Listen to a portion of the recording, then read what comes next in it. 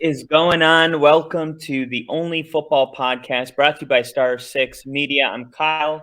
That's still Rick. I'm still And Rick. we have our podcast going nationwide at this point. As you guys know, I'm in California. Mm-hmm. But that is not going to stop the NFL from releasing a lot of headliners that we got to get over, including, well, there's a lot we could discuss. We could talk about the 49ers news. I think we should start with the Sean Payton news because it's not really that big. It's all right. We'll go right into the Lamar. Put it back up there, baby. Put it back up there. Sean Payton, get out of here. Sean Payton. We're gonna get to that, but Remember we will like get to that. three remember 3 episodes ago when I said I think we should start with the biggest news of the day and you were like, I agree. And I'm like, the Denver Broncos, and you're like, what? I was like, who? You're No, like, no, no, that's no, the yeah. biggest news? let's start off with what Lamar Jackson tweeted today. We will get to the Sean Payton news, but let's get into what Lamar Jackson tweeted today during the coaches owners meetings going on, or that started today. Lamar Jackson this morning tweeted out, as of March 2nd, I requested a trade from the Ravens organization for which the Ravens has not been interested in meeting my value.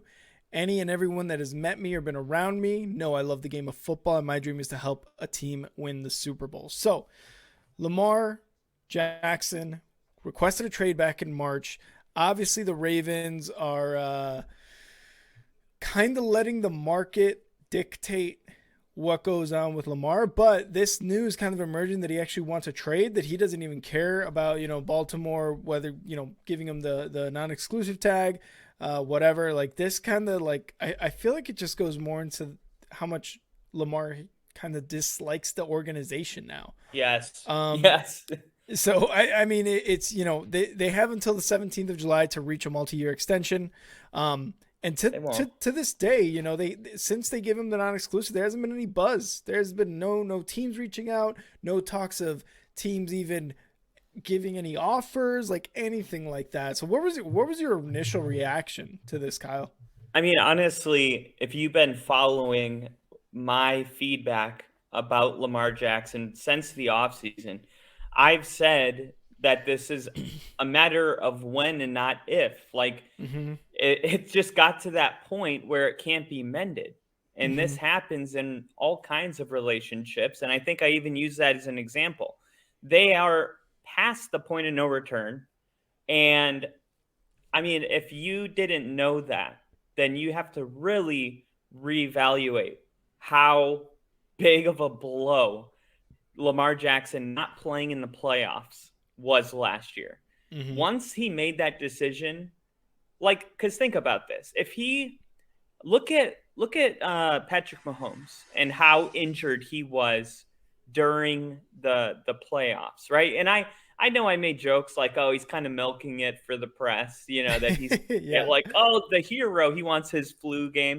Yeah. But honestly, he was obviously really hurt in that. I think it was the second game Mm-hmm. against the Jaguars when he got rolled on, Mm-hmm. and they had to, take him out. He went back in, then halftime, and then he came back out in the second half. Like you were gonna have to. I mean, you saw him fighting with Andy Reid because Reid said, "I'm not putting you in the game unless you go get an MRI or an X-ray in Mm-hmm. the locker room." So he had to run to the locker room. What I'm trying to say is that if Lamar Jackson's tweet is true and his goal is to win a Super Bowl with a ball club, then why, if all is well, why is it that when your team's in the playoffs, you're not playing? Like, because no matter how Mm-hmm.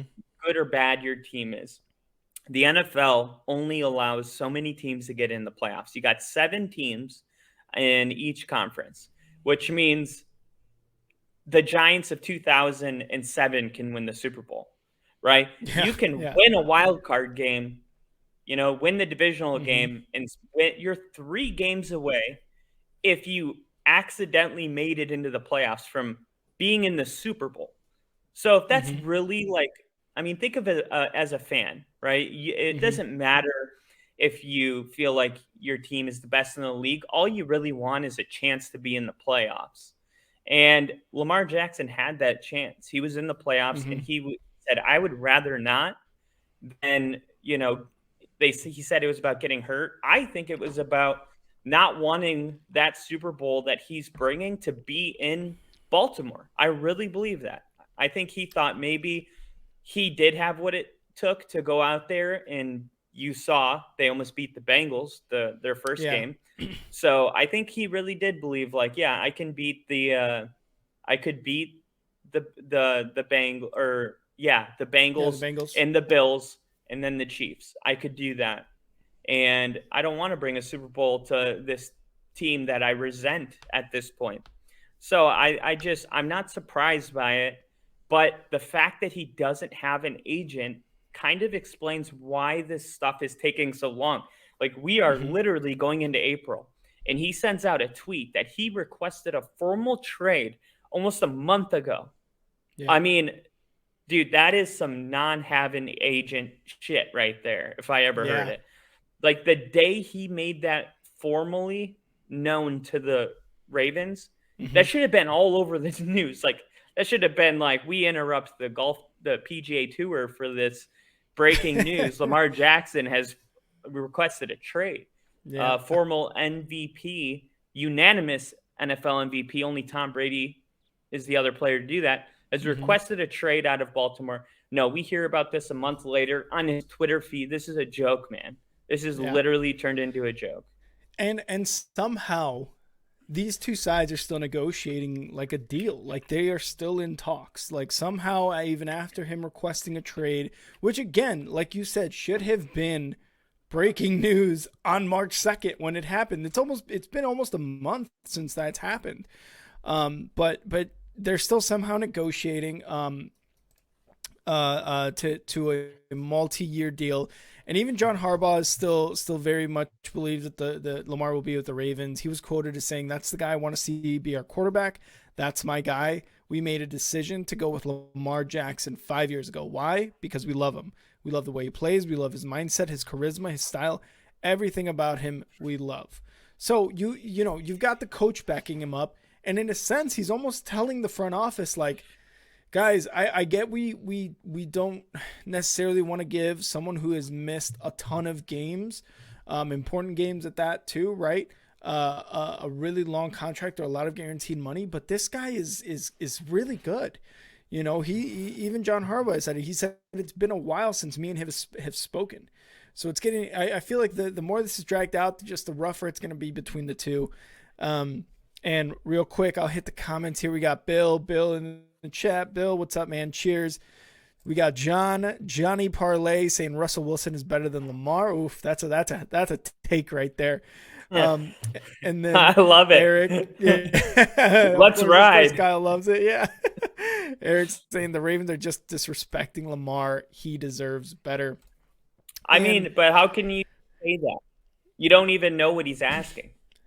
Well, so here's the thing that kind of makes me believe that statement. The Ravens are 3-9 without Lamar, I think. With all due respect, Eric, I sounded angry. Yeah. I'm not mad. He's pissed. Look at his face. It's all red. There's a California sun making him angry. But they're 3-9 without Lamar. I think he has the second best QBR in like the last 4 years, only being ahead of, or second or fourth best QBR, Tom Brady being one of the ones ahead of him.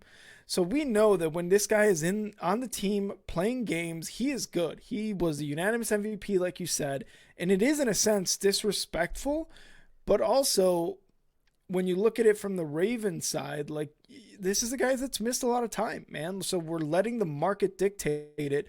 But also, the market has done nothing to dictate anything. They don't, this is what I read, right? The teams don't want to do the negotiating for the Ravens. Meaning, if they give them an offer sheet, the Ravens can match whatever it is, and they could just be like, yeah, we match that. We're going to pay that to Lamar. Another team comes up with a higher offer. Yep, we're matching that too. It's like, okay, well, we can't win either way. Now, they don't want to do that. The draft is still, a month away. They don't necessarily want to give a first-round pick away. Maybe it's this draft, maybe it's next. They want to wait after the draft to see what exactly each team has done, how they've maneuvered. But to me, it is a bit of disrespect to Lamar just because of what he has done now. What I will say is he's won an MVP. He's kind of brought the Ravens back to this sort of like limelight as far as playoff contenders. But yeah, man, that just the whole like I'm not gonna play, and I feel like a lot of us knew he was still pretty good to play. Not playing to bring a chance to Baltimore, like a Super Bowl shot to Baltimore, that leaves a bad taste in your mouth for the Eagles. Well, here's why I don't think so. Because number one, we don't know what is is Lamar's number. Okay, and Mm-hmm. now here's the other thing: if Lamar is as valuable as if this is a Ravens issue, like the Ravens are the one disrespecting him, Mm-hmm. well, why isolate it? What about the other 31 teams? Because I bet you my bottom dollar, if Patrick Mahomes was tagged in the same way Lamar Jackson is, there would be teams Mm-hmm. offering 5 first-round picks to get him. Now, my point is, this is an NFL issue, not a Ravens issue. Like you mentioned, Yeah. teams are like, why even make an offer if all they're going to do is match it? Well, then Mm-hmm. make an offer that they won't match because obviously the Ravens have a number they're not willing to go past. So why not go Mm-hmm. past that number? Well, first, you have to decide if this player is worth that number. What's the point of winning a negotiation? Yeah, what's the Mm-hmm. point of winning uh, a $40,000 car at an auction if you end up paying 80,000 for it to win the auction? No, you Yeah. have to, you have to have whatever value you're getting, make sense. So if they don't want to, I just think that's like it's like a cop out to say like, oh, the Ravens are the ones disrespecting him. If other teams wanted him, they would have him. Now, Yeah. I just think this is an issue of a player thinking that he's worth more than he is. And I don't think that he's the first player to go through this. The problem is those other players that have gone through this have been paid what they're not worth. Daniel Jones, and I know, sorry, Bill, but he's getting 40 million a year. And I know at the second year he can opt out, but this is still an incredible amount of money for Daniel Mm-hmm. Jones. Mm-hmm. Deshaun Watson's 240 million guaranteed was a bad deal. It was a bad deal for the Cleveland Yeah. Browns, Yeah. but he got it. And now you have to remember bad deals don't make, players worth those, if that makes Mm-hmm. sense. Like Mm-hmm. Lamar Jackson doesn't become worth $500 million because Daniel Jones is worth 40. You can't, you have to be able to not bend the market every way the wind blows.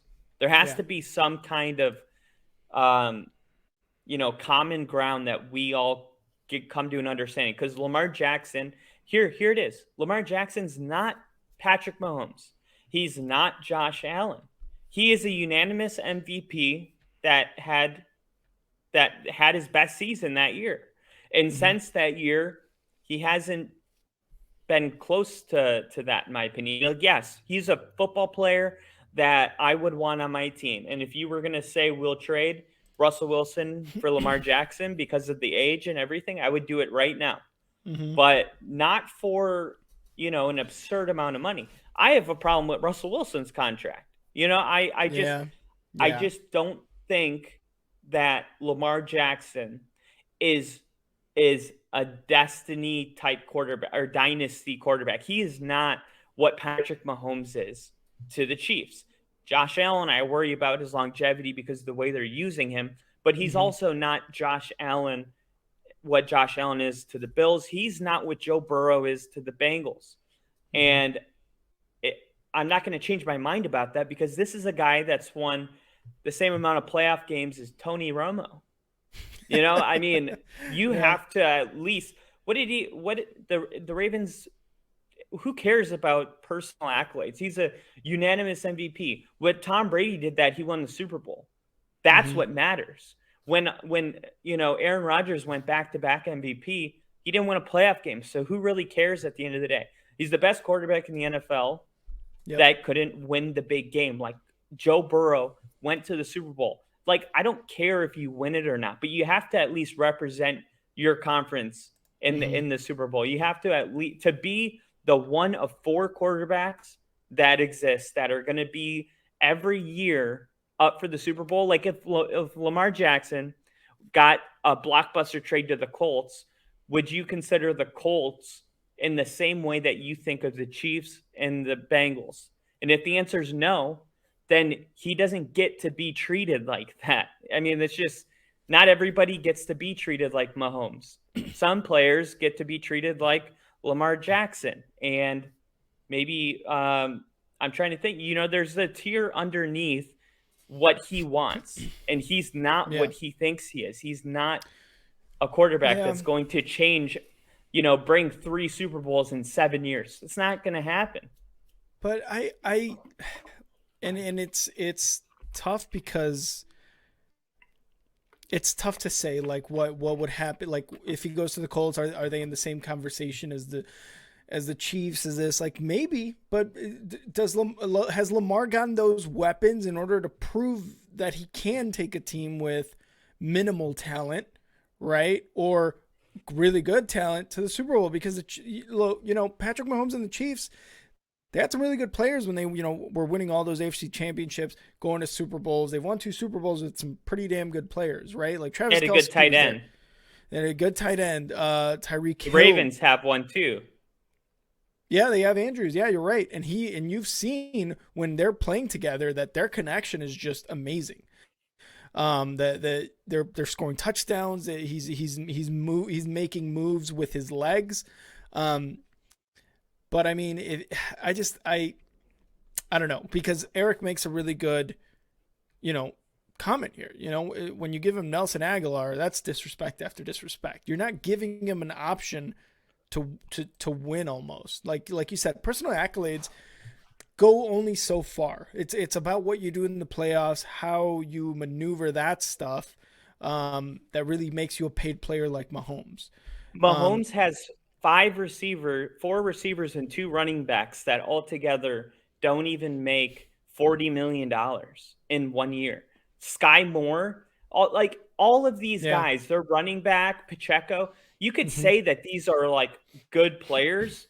These are not the Odell Beckhams that are coming over. This is because Patrick Mahomes is that guy. That doesn't matter who is around him. He's going to elevate them. Why do you think Sammy Watkins goes and gets a deal and then it becomes nothing? And now it's McCole Hardman goes and gets a deal. Watch what happens to his career. It's not going to be like this. And then what did they say? Andy Reid said, Sky Moore is the guy that they expect to step up. Like, look, you could say, like, who have they put around Lamar Jackson? If Lamar Jackson was as good as Mahomes, you wouldn't say that. You would be saying that all the players around Lamar Jackson are as good as you would talk about Sky Moore and all these other ones. I'm telling you, it's like what happened first, the chicken or the egg? If you have a really good quarterback, the pieces will happen on its own. You don't have to go if you have to go do, and the same thing with Aaron Rodgers.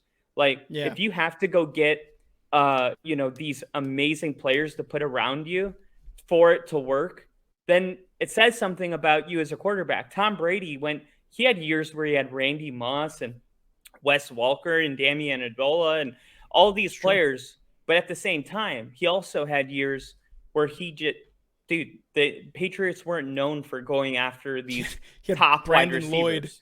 He had Brandon Lloyd at one point. But when you have the best quarterback in the league, you don't need to. I think most of the NFL agrees with me here. And I think that's why you haven't seen the type of trade that Lamar wants to see. And I don't think it's a mystery. I think he's a great player, but if he would understand that you're not good enough for us to get a bunch of no-name receivers and win a Super Bowl, which means we have to spend money. In order for you to win a Super Bowl, we need to go get an Odell Beckham Jr. We need to get a Nelson Aguilar. Honestly, I don't think he's a terrible player. I think but he's not an OBJ like you're saying. But he's the type of player that Patrick Mahomes would completely thrive and benefit from. That is like the point. But if you got to pay Lamar Jackson all of the money. Like you're not going to win a Super Bowl with a bunch of tier 3 wide Well, receivers around him, and you've seen that already because well, we sit here and go, he hasn't had a chance. It's like, well. What about Josh Allen? Josh Allen got a deal, right? He got an extension, a deal, whatever it was. Look at what he's done with Stephon Diggs, with Gabe Davis. Like, he's been in some good playoff games, don't get me wrong, but he hasn't won a Super Bowl. He is reckless with the ball. He hasn't won an MVP, at least I don't remember, right? Like, I don't think he's won an MVP. I think it's been Rodgers and like Lamar and Mahomes and Brady. So why did he get the extension necessarily and Lamar Jackson isn't? Because Richard Sherman, I forgot what podcast he was on, but he was saying something about after Kirk Cousins got his like guaranteed deal, he was thinking, okay, from now on, all these quarterbacks are going to get guaranteed deals, but Mahomes and Allen's contracts were a little bit different. They weren't necessarily guaranteed, but they were $500 million for Mahomes and whatever Josh Allen's was. So why does Josh Allen get the extension but not Lamar when he does have the personal accolade and he has put the Ravens in a position where without him they're a losing franchise? You know what I mean? Like when Josh Allen gets out of is out of games for injury, they look pretty bad too. But so why did he get the money and Lamar didn't? Because Lamar Jackson doesn't have a 2021 AFC divisional game under his belt the way Josh Allen. That game against the Chiefs, when they went back and forth, that was a historical game that told us everything that we could ever need to know about Josh Allen. Lamar hasn't had that game. He's won one playoff game, and it was not his best game. Like we've seen Josh Allen go toe-to-toe with Mahomes, which at this point is the standard. That is the epitome of playing at the highest level of what football could be. And we saw Josh Allen do it just as good. And we even changed an overtime rule because we knew that if Allen had the ball again, the Bills would have won. Also, Sean McDermott, not an offensive-minded coach. They're not even using that offense the right way. And that's why they got exploited the way they did. They almost lost to the Dolphins, and then they got their asses kicked by the Bengals. This is coaching. Josh Allen, Right. I feel like, proved to everybody that he is not on the same level as Lamar Jackson. And then you got to also consider he doesn't have the injury problems. He played through an injury the entire season. Josh Allen had a bicep injury through the whole season. He went on a 4-week stretch where he couldn't even throw the ball 40 yards. And he kept playing and played through it. He's getting repaired right now. I don't know if it's requiring surgery, but he's going to be healthy going into next season. And honestly, the only reason that this conversation's happening is because they lost the playoff game that they lost, and because he played 80% of the year last year hurt. But you know who was hurt and didn't play? Lamar Jackson. And you know who was hurt the year before that and the year before that? Lamar Jackson. Like, to me, it's not even a conversation. Right. Yeah, and I could see that definitely for sure. I just think that like with Josh Allen, the way he went out in the playoffs this past season, it just seems to be like, especially after all the hype he was getting, right? Like it just seems to be kind of like, okay, is he dropping off now or like what's going on, right? Like Lamar Jackson has dealt with his struggles early on in his career. You know, he went from an MVP to being hurt 2 seasons in a row. And now, you know, during his last year before free agency, he kind of got hurt again. Looked to be fine during that playoff game. Didn't want to come in, maybe because of the reasons you were saying. I don't know, man. I still think that the organization itself wasn't trying to do anything to help Lamar. Again, was he hurt? Absolutely. Has he played one playoff game? Sure. But look at what Josh Allen has done with like Stephon Diggs, for example. Let's look at the game, right, with the Chiefs, that AFC division, right? The AFC division game before, you know, the Chiefs went on to play the Bengals. Stephon Diggs didn't have any touchdowns. I think it was all Gabe Davis, if I'm not mistaken. Last year, Stephon Diggs didn't have a touchdown. He had like 1-2 receptions. Like, yeah, sure, you can credit the defense, but is that Josh Allen not looking for his guy? You saw the frustration from Stephon Diggs, right? Like, you have talent. You're not really necessarily using the talent. Could you make Gabe Davis good? Sure, Coaching.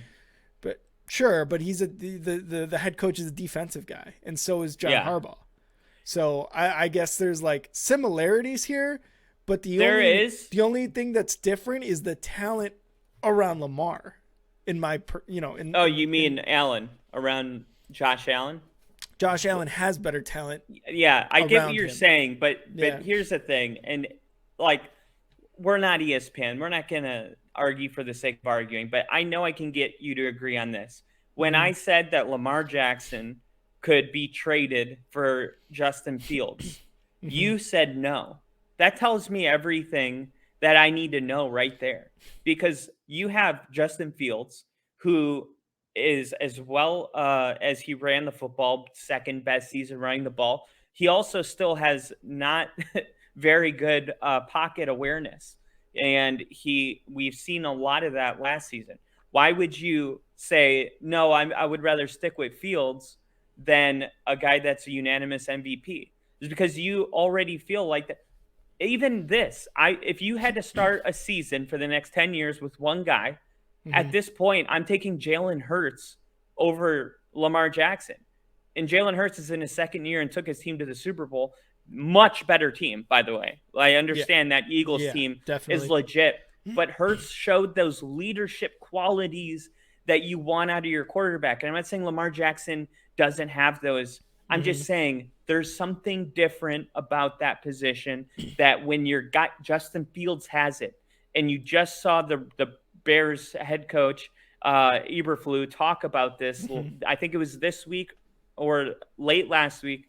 He said, Justin Fields is the epitome of everything you could want out of a quarterback. When have people talked like that about Lamar Jackson? I just think it's a little different with Fields. He's younger. He's on his rookie contract. So why go for Lamar Jackson? Yes, he's proven, but why go for it when you have something here? There's circumstances that the Bears have.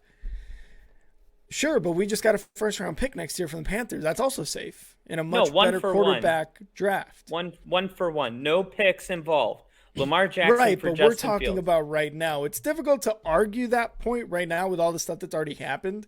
But that's just me. Like, Fields to me, this was before looks that to be the future. Look, no, absolutely, I'll agree. It's because of the injuries that I don't want Lamar. Whether or not he gets paid because of what he's done, though, that's just a different story. I think it's because of the situation. I think it's different situations, because what do the Baltimore Ravens get? What do they have without Lamar? A 3-9 record, possibly a third and fourth place in the division without drafting Lamar in 2018, 2017. Dude, Joe Flacco was literally falling apart. He got one more chance to be a starter and got benched in the middle of the season with the Broncos and never started again. And the Ravens were successful with him. The Ravens have John Harbaugh. So this was like a decade ago, though, that they were successful. No, with this Flacco. Wasn't that long ago. No, I'm not talking about of course winning it was. the Super They've had Lamar Bowl for like 4 years now. No. A decade ago and 4 years there's 6 years in between them.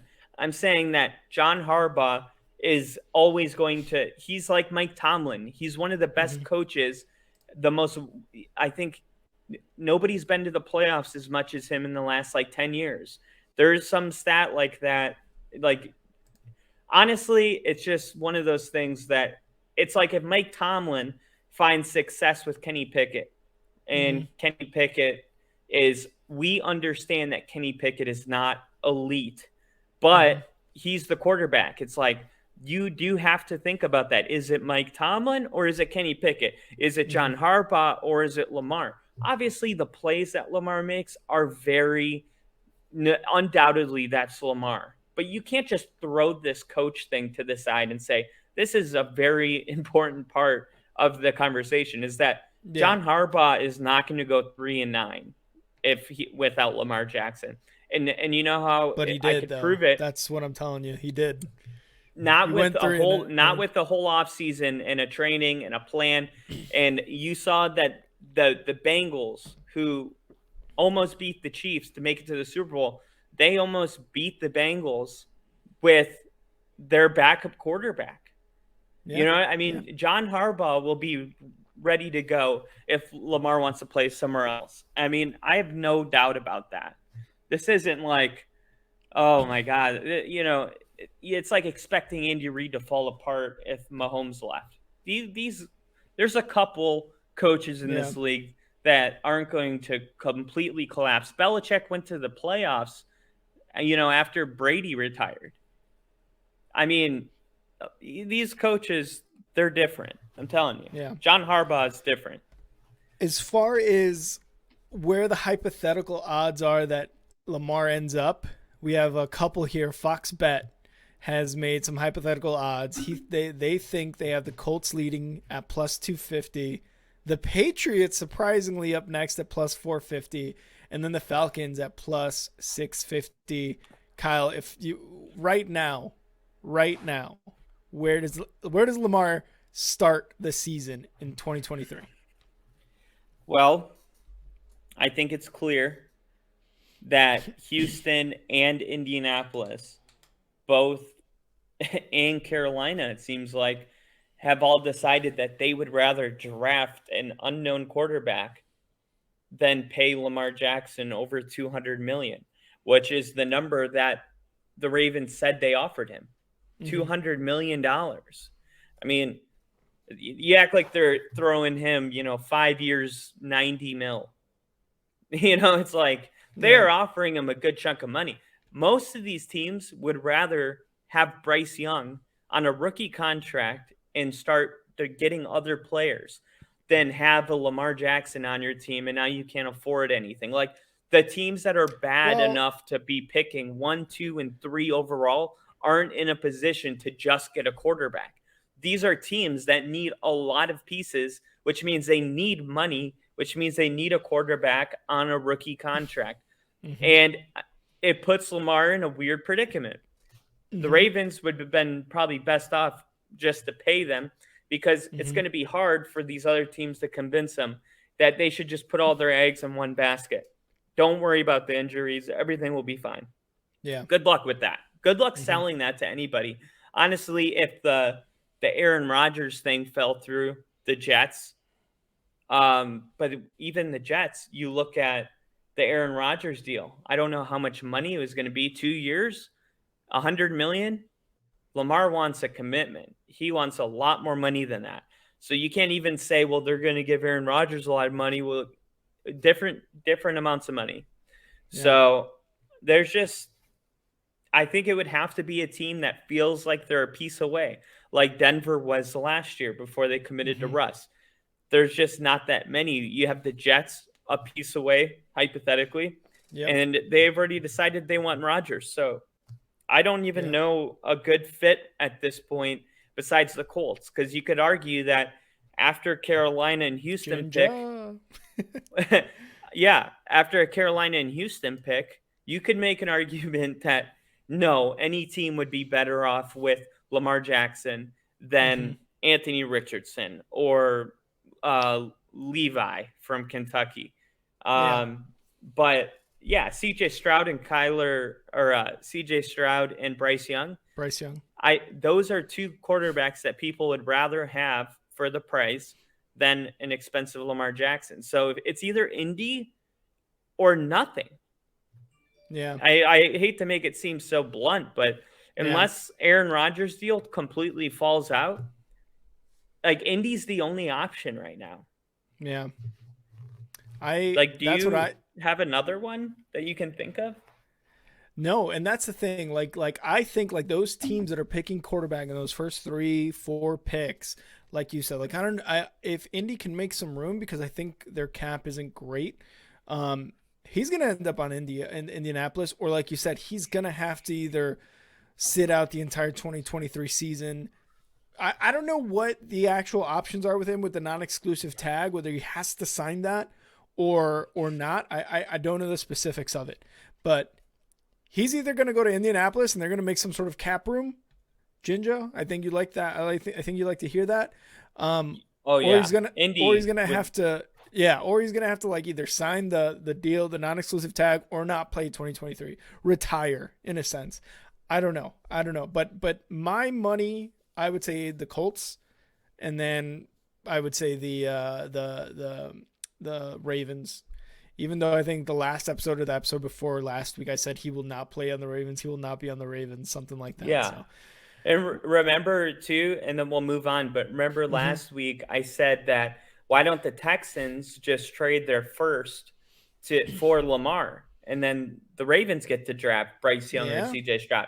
Well, I yeah, think it's clear at this point that the Texans have already thought of that. Like it's not yeah. something they haven't thought of, and they said no. Mm-hmm. They said no. We would for all those reasons. The Texans, D'Amico Ryans, this is a new era. They want to get a bunch of pieces. They want to Yeah. sign. Who's it? Cooks. Who did they sign over from? Not No, Cooks. they Brandon Cook signed with another team. They brought him over. Texans new wide receiver. I'll look Um, it up. I thought it was Brandon Cooks. No, No, wasn't he Brandon a Cooks was Cowboy? on the Texans. He's a Cowboy now. Yeah. Oh, okay, okay. But yeah, but those are the type of moves that they're doing, right? They're like out with the old, in with the new, Mm-hmm. right? They're cutting their money where they can. They said, hey, maybe we could get rid of Brandon Cooks and just draft a young wide receiver. Look, I'm telling you right now, this is what's going to happen. Houston's going to draft a quarterback. They're going to draft a receiver immediately after. And this is just what teams do that are in rebuild. And if you're Yeah. drafting up there, you're in a rebuild. You're in a big time mess. And it's not a Lamar Jackson that's going to pull you out. Yeah. Interesting to see what happens. But we will keep you guys on tabs with that. Moving on, the Jets and the Packers at a standstill right now with the Aaron Rodgers talks. Aaron Rodgers, back on March 15th, said, I intend on playing with the Jets on the Pat McAfee show. It's been almost 2 weeks now since that has, been said by Rodgers. And a lot of us, and me specifically being a Bears fan, I was like, okay, let's get this shit done. Like, who's getting what? And Aaron Rodgers going to the Jets. What are the Packers getting? No, instead, the Packers GM and the Jets GM are at a standstill because leverage. That's the word that's been going around during this whole transaction. Leverage. Who's got the most leverage? Do the Jets have the most leverage? Do the Green Bay Packers have the most leverage? At this point, we all know that Rodgers is eventually going to play with the Jets, and he's going to probably start the 2023 season with the Jets. It's just now like what has to be given up from the Packers, and both GMs from the Jets and Packers have said that there's no rush to get anything done right now. They're not rushing to give a first round pick, and that being said, a first round pick is also not necessarily in the discussion per the Packers GM. So this is still kind of all up in the air. The Jets have the 13th overall pick. Green Bay saying that doesn't necessarily have to be in the package. But I don't know. What is your kind of like, I guess, feeling towards what's going on right now? I think first off, it would be really funny if Rodgers never said that he has decided to play. Like, imagine the Wait, media. what? If Rodgers didn't go on McAfee and say, I intend to play for the Jets, Oh if my you like, God, yeah. just imagine It everybody would be a like, circus, dude. dude, make a decision. Yeah. Yeah. God, this guy can't make a decision. And it's just like, who knows how long this was going on before he said that. It's going to be going on after. Obviously, you got the draft, which because it used to be April 20th to 23rd, but now that Mm-hmm. they moved the NFL to 18 weeks, it pushed everything a week. So now it's April 27th. And I would say that's kind of like your cutoff. And you should Mm-hmm. expect this just I picture like a game of chicken. Two trucks moving right at each other. And the moment that they collide, that's April 27th. Yeah. And we'll see who budges first. It's like I think that the Packers have a little more leverage than people realize because Mm-hmm. as long as your quarterbacks are Zach, um, Zach Wilson and Zach, no thank one you, else. Zach Wilson, and I think Joe Flacco might still be on the team. You don't No, I have think he's as still a much. free agent technically. Okay, so yeah, Zach Wilson's your quarterback. Which, Mm-hmm. by the way, the fact that he got drafted as high as he did, I knew was a total Yeah. just Yeah. man. It was such a bad move. Mm-hmm. But anyway, um, man, who was available after that? Wasn't that was Justin Fields was available? They could have got Yeah, I Justin think Fields Wilson was taken second after second Lawrence, overall. Trevor Lawrence. Lawrence, Yeah. Zach Wilson, I not think as close. Trey Lance, I think was after that. Yeah, Trey Lance Yeah. was after that. Yeah. But anyway, yeah, as long as those are your quarterbacks, you don't have a ton of leverage because the Zach Packers Wilson. could easily just be like, you know what, we'll just keep him and he'll retire. And then he'll be under contract, right? I don't know how that Yeah. works. Like if Rodgers just here because Rodgers wants the Packers to get compensation. It's like a parting gift. When you Mm-hmm. leave somewhere, you give them something. Yeah. So but I do wonder if Rodgers just retired. What's the rule about coming out of retirement? I think they would still own his rights, so there would have to be a trade if he came out. Yeah, I That's think he what takes a happened to Sean Payton. yeah, I think he takes a cap hit. I think the Packers take a cap hit either way. The whole retirement thing, I don't know how that works, but Rodgers has specifically said he intends to play for the Jets. So like, I don't like you said, he either goes to the Jets and they make a deal, or he retires. And you know, we Rodgers had his whole laundry list of guys that he wants, and they just got rid of Elijah Moore. But they signed Lazard. They got Garrett Wilson, wide receiver 1. Breece Hall is coming back from injury as a running back, although I think it might take a little longer. And you have Tyler Conklin there as a tight end. Now, Aaron Rodgers is one of those guys that we talked about, can make the weapons around him from subpar to very, very good. Now, I think the Jets have pieces in place that can make that happen, you know, with all the guys I just mentioned. Yeah, I can't see Rodgers saying he intends to play for the Jets and retiring. I don't know. I just don't know where these guys are fucking at. I just don't know. I feel like it's just a matter of a first round pick. I think that's the entire holdup right now. It's are you going to give us a first round pick? And the Packers, they want a first round pick from the Jets, and the Jets don't want to give it up. And Mm-hmm.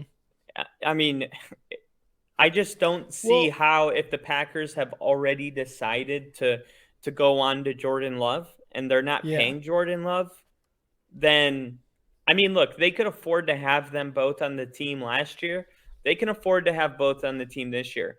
And by the way, if Rodgers doesn't play, which he said he won't play for the Packers, that means they don't have to pay him his, weekly amount that makes a lot of money available all of a sudden. So Yeah. the Packers know that. They're like, we could afford to have both of them on the team, even if Rodgers played. And Rodgers won't play. We're going to save money. So, look, if the Jets want to be, if they want to take the field with Zach Wilson next year, by all means, like, good luck, Jets. But if you want to have a chance to, go to a Super Bowl and contend, you're as close as you think you are, it's going to cost you a first-round pick. Now, that's a lot of leverage. And I know I've said in the past, Packers have no leverage. It's not true. Everything I just said is a lot of leverage. They have all of the leverage, actually, when you think about it. What leverage does the Jets have? What do the Jets have? What leverage do they have? I had the 13th overall pick. I don't really know. I mean, but that's bad. They have to get that away. The only leverage they have is that Rodgers has said that he intends to play for them. So it means and nothing. Bill makes it's like a wet fart. No. But it does mean something because Bill says it right here. Packers got to pay him one way or the other. So they're kind of screwed either way. It's what they get for kicking the can down the road over and over. If he doesn't end up playing for the Jets and retires or whatever, or is still a free agent, whatever the case may be, they still have to pay him for I think he still, no matter what, takes a cap hit for the Green Bay Packers next year. And I think it was like something like 30 million, 20 million, something like that. Free agency's over. They're going to draft their players. It's going to be cheap. There's no more free agents coming in. Like, if the Packers have to ride out 1 year with Jordan Love, the thing is Rodgers won't play for the Packers. So they're not going to have to pay him he's not going to play. He's going to retire. You don't pay players that retire. I think they still have to pay him because of the extension that they signed him to. No, because even when players have retired in the past, they don't continue to pay them. Think about even suspensions. You'll say like, oh, the 4-game suspension that cost him $3 million. You know, I mean, the NFL doesn't. You see the contract. That's not how it's paid. It's not like they paid Rodgers that money. It's on a weekly basis, just like a regular job. At the end of the week, you get your paycheck. You don't play. That's part of the contract. Like, you have to play to get the money. You know, it's not Deshaun Watson's fully guaranteed, deal. Rodgers made this contract with a lot of outs because he was the one that wanted them. And it wasn't even about the Packers. And now it's benefiting the Packers. Mm-hmm. So it looks to be, it says here, when looking at Rodgers' current contract structure, he is set to account for $31.6 million against the cap for 2023. But the Jets won't necessarily be picking up that cap hit. I think it would only be about half. So it is only if he's traded, but so they're kind of lost on money either way then, right? They're kind of, that's what I'm saying. They've already decided. I must have read that wrong. Yeah. No, they've already decided that they could afford to have both of these quarterbacks on their team. They're deciding to go with Jordan Love. Free agency's over. Those are the guys that you pay, hey, we got to clear all this money so we can pay this guy and this guy. Packers are going to draft their players that they want. They're going to be on rookie deals that they can afford. And Jordan Love's going to be quarterback. And Aaron Rodgers is probably not going to play. And this is going to all be over in 1 year. But it's a transition. So maybe for a year, the Packers have to eat some money. That's part of the transition. So only if they trade him will he have to get paid. But if he retires, which he doesn't want to, and if he sits,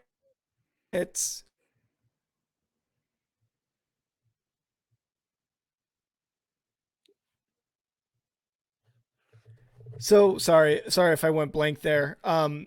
If he sits, if he sits, the Packers got to pay him anyway. So either way, he becomes a cap hit for the Packers, whether he gets traded or whether he stays on the team and sits and doesn't play.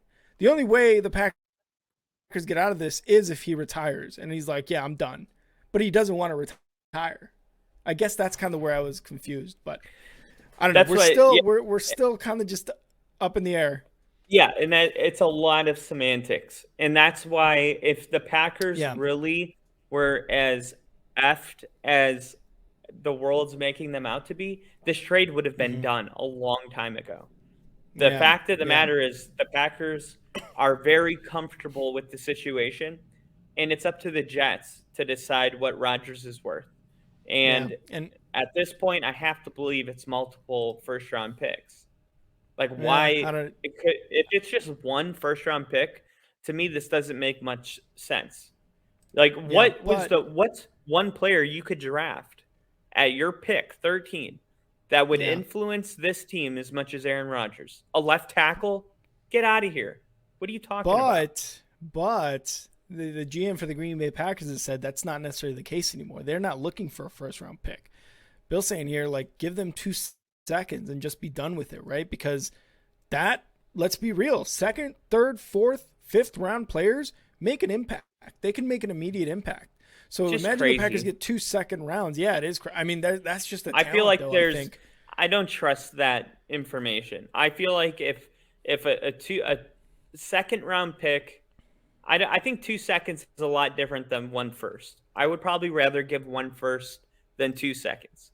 But if it is just one first round pick, like obviously whatever it is, right? It's not being reported on the media. That's the first thing. Oh yeah, absolutely. And the second part of it is if it was not something that was pretty big, it would have been done, right? Like we can use our like adult brains and understand that this is at a standstill because whatever it is that the Packers are requesting seems to be too much for the Jets.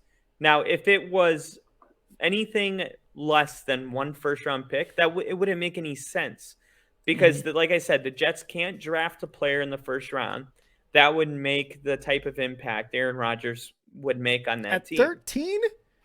At 13? Yeah, who would they draft Who would they draft at 13? They would. They've got an outstanding defense already. Yeah, they could pick up Bijan Robinson, the running back. They can get another wide receiver there for a threat. Bijan Robinson would make a bigger impact than Aaron Rodgers. Wait, why? But what are we? Oh, wait, we're talking about the Packers picking at 13. No. I'm saying the Jets. Like hypothetically, they want to keep that first round pick. Who would they draft with their 13th overall pick that would make a bigger impact than having Aaron Rodgers? There's nobody. That's the point, though. But what I'm saying is, like, the Packers GM has already said that the first round pick isn't necessarily in the bag. He's not even looking at it. So that's kind of out the door already. What I'm saying is, like what Bill's saying, like 2 seconds, you've already got impact players for the Packers.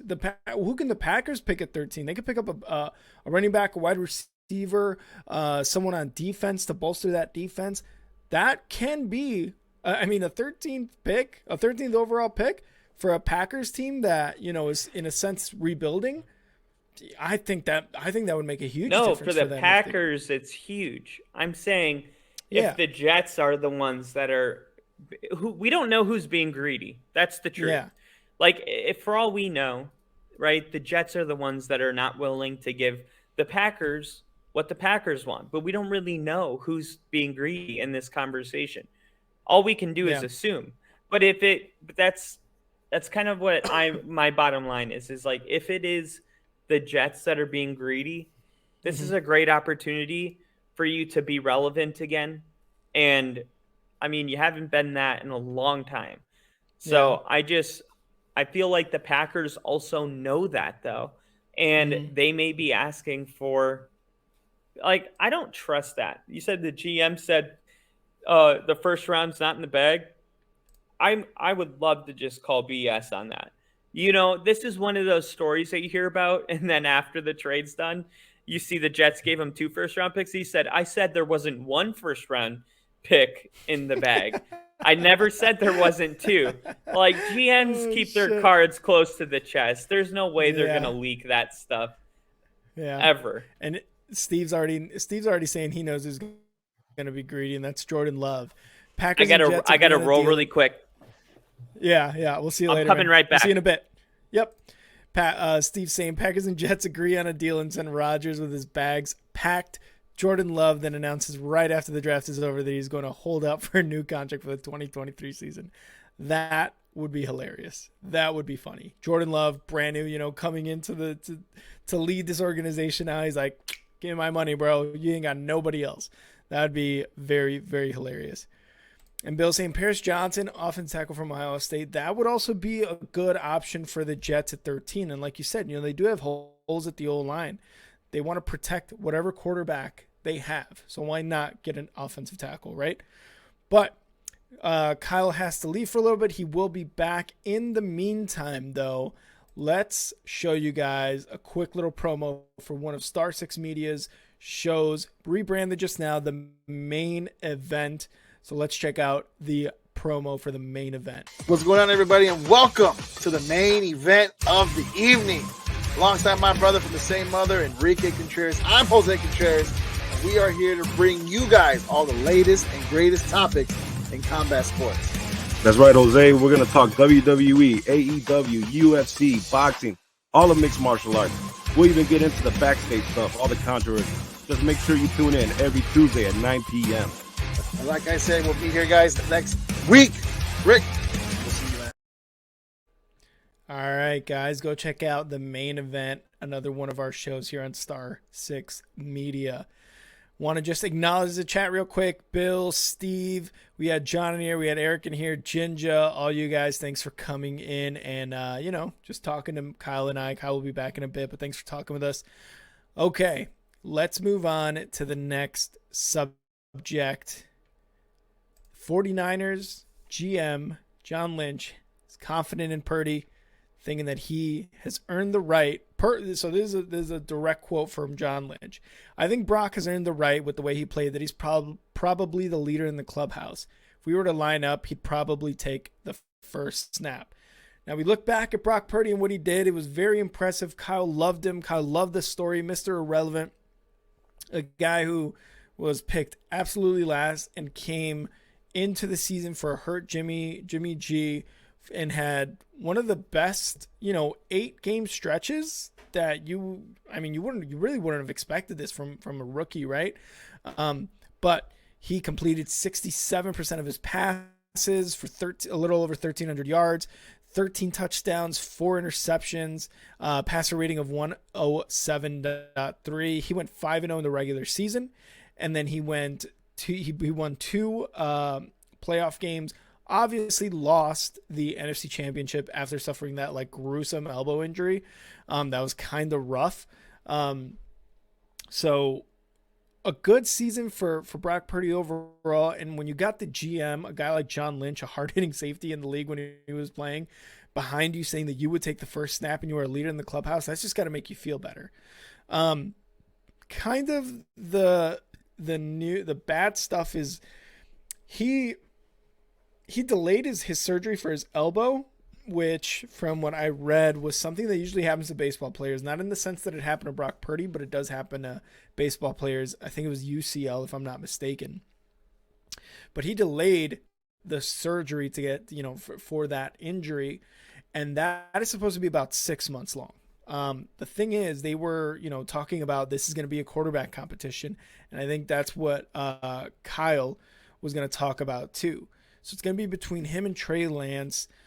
So that does kind of make you think that while John Lynch is saying these good things, right? Like, is it necessarily is the surgery 6 months? Is it actually going to be 6 months? Is it going to be longer than that? Does Trey Lance start off the season? Are they in the market for a veteran quarterback, like a Matt Ryan, a Joe Flacco, I forget who else.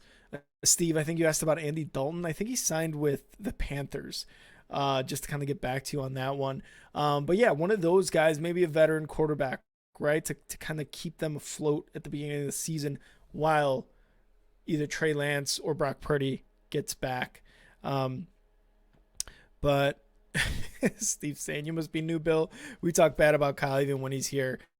But what would you guys think, about, I guess that, talking about Brock Purdy following up the same season? Are there there's definitely expectations, but can he do it, I guess, right? For an entire season or whatever it may be.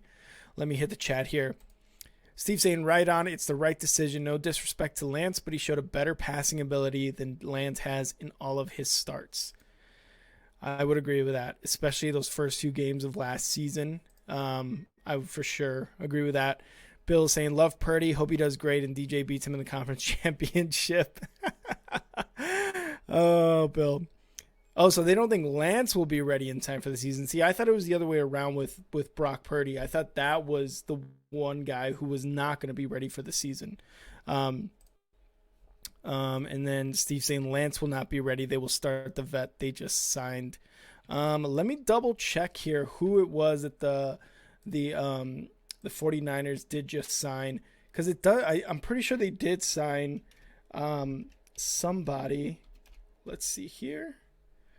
Sam Darnold, that's who it was. So they are, not only were they in the quarterback market for a veteran, they did get someone in Darnold. I remember we had talked about that. We kind of just touched on it, Kyle and I. So obviously, if you're brand new to Only Football, we don't do names here, obviously, Kyle and I. So we'll come up with, we'll talk about these names, and literally a week before the season, we'll be like, oh yeah, that guy started. So there's confidence in Purdy from the GM, but there's also, I think, that whole pressure to do exactly what he did last year. And like I said, Kyle's going to love that because he was riding high on Purdy. You saw how mad he got during the NFC Conference Championship game when the Eagles beat them. So that's going to be one of the guys that they're going to definitely look at for sure.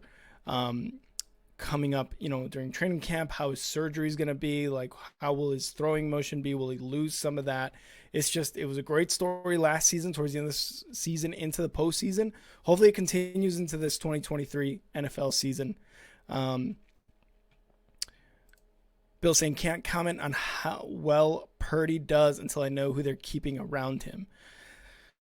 So I mean, George Kittle's going to be there. Debo's going to be there. Obviously, he signed that contract with them last off season. Christian McCaffrey's going to be there. I think he's got a lot of weapons, a lot of supporting cast around there with him, like no matter what.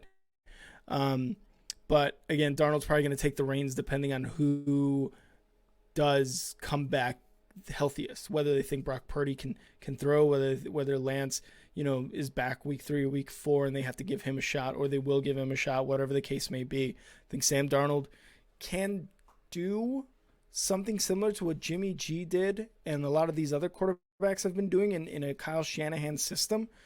For some reason, it's like any quarterback that goes to Kyle Shanahan's system is just like really good with whatever weapons are around him because they can rush the ball, especially with McCaffrey now, on the team. But they just to see the offensive scheme is just built for like any quarterback because Kyle Shanahan is just like, you're going to pass it here. And that's that. If not there, then this guy. If not there, then this guy. And if not that guy, go back to your first read. So they're going to be very successful. I don't think it matters who they put behind center there for the 49ers. It's going to be a successful season for whatever quarterback's back there. Let's see here. Yeah, they added Javon Hargrave. They got Feliciano, the Giants center. But Hargrave is a huge addition to the 49ers for that defense and how powerful and just how scary it was last season. So it's going to be a very interesting season for the 49ers. But we can move on. I want to move on, but I don't want to move on because it does have to do with the Broncos. And, Kyle wants to talk Broncos all the time. So I'm going to wait for him a little bit more. But we could talk a little bit about some other news here. Other than the Broncos stuff that we had mentioned at the beginning of the episode. Apparently Mike McCarthy and the Cowboys are keeping the door open for Ezekiel Elliott. We had talked about, or I'd put out a reel, whatever. I'd put out a video about how Ezekiel Elliott was basically cut by the Cowboys and where he would end up.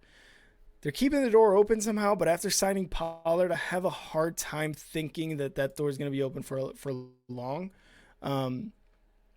Just because Pollard seems to be the better back. So here's the thing with me about this kind of stuff, right? Like for me, it's like the recency bias is real, and you see this in contracts in NFL all the time. As someone who has been a Bears fan, has seen great defenses not year after year, but like great defenses a year here, a year there. Like the 2006 Bears, 2018 Bears, right? That defense was so damn good. But the following year, it just digresses a lot. And this is a conversation Kyle and I have had about players, about defenses, about offenses, about teams. Like they digress.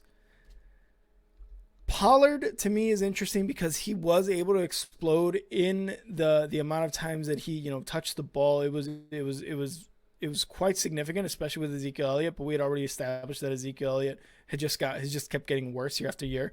I would be very surprised if he did have the same season being the full-time back. Obviously, injuries happen, and that's kind of the main thing that I always kind of in a sense fall towards too. Injuries and just the team isn't the same as last year. You had the best opportunity you did last year when you had that breakout season. So that's always my thought about that. And you saw it with Ezekiel Elliott. I feel like he was really good. 2016 was like he had the most rush yards, and he just got worse after that. And not necessarily worse. It's just his production was like ticking down. And that's one of the main reasons that the Cowboys got rid of him. But to say they're going to keep the door open, sure, they'll probably keep the door open, but for how long, right? That's actually the question. Let's hit the comments here. Steve, I think Darnold will do fine if he needs to be the starter under that offense. So yeah, I agree with you, Rick, and it would only be for, I'd guess, 4 games at the most. Yeah, probably 4 games, depending on what the timetable is for Purdy and or Trey Lance, right? Bill saying it doesn't matter who the center is. They got Feliciano, so Purdy should be afraid of getting destroyed. Think he's depth ad. Yeah, he's gonna be a bench guy, right? Steve saying Ronald Jones from the Bucks. That's who it was. Are you talking about the Cowboys? They added Ronald Jones. I'm assuming that's who you're talking about. I don't think the Cowboys re-signed Cooper Rush, although I don't know why you wouldn't if you're a Cowboys organization. I don't know why you wouldn't do that because of what he did last year as well, right? In those 3-4 games where Dak was hurt, because he was pretty electric in those games. He was doing really, really well. Cowboys, yes. Okay, so they did sign Ronald Jones. Okay, Cowboys. All right.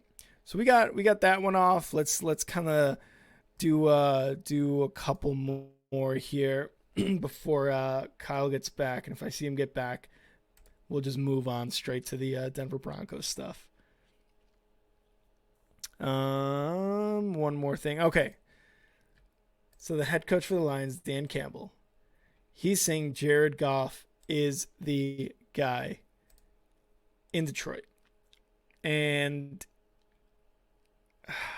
I don't know how I feel about that.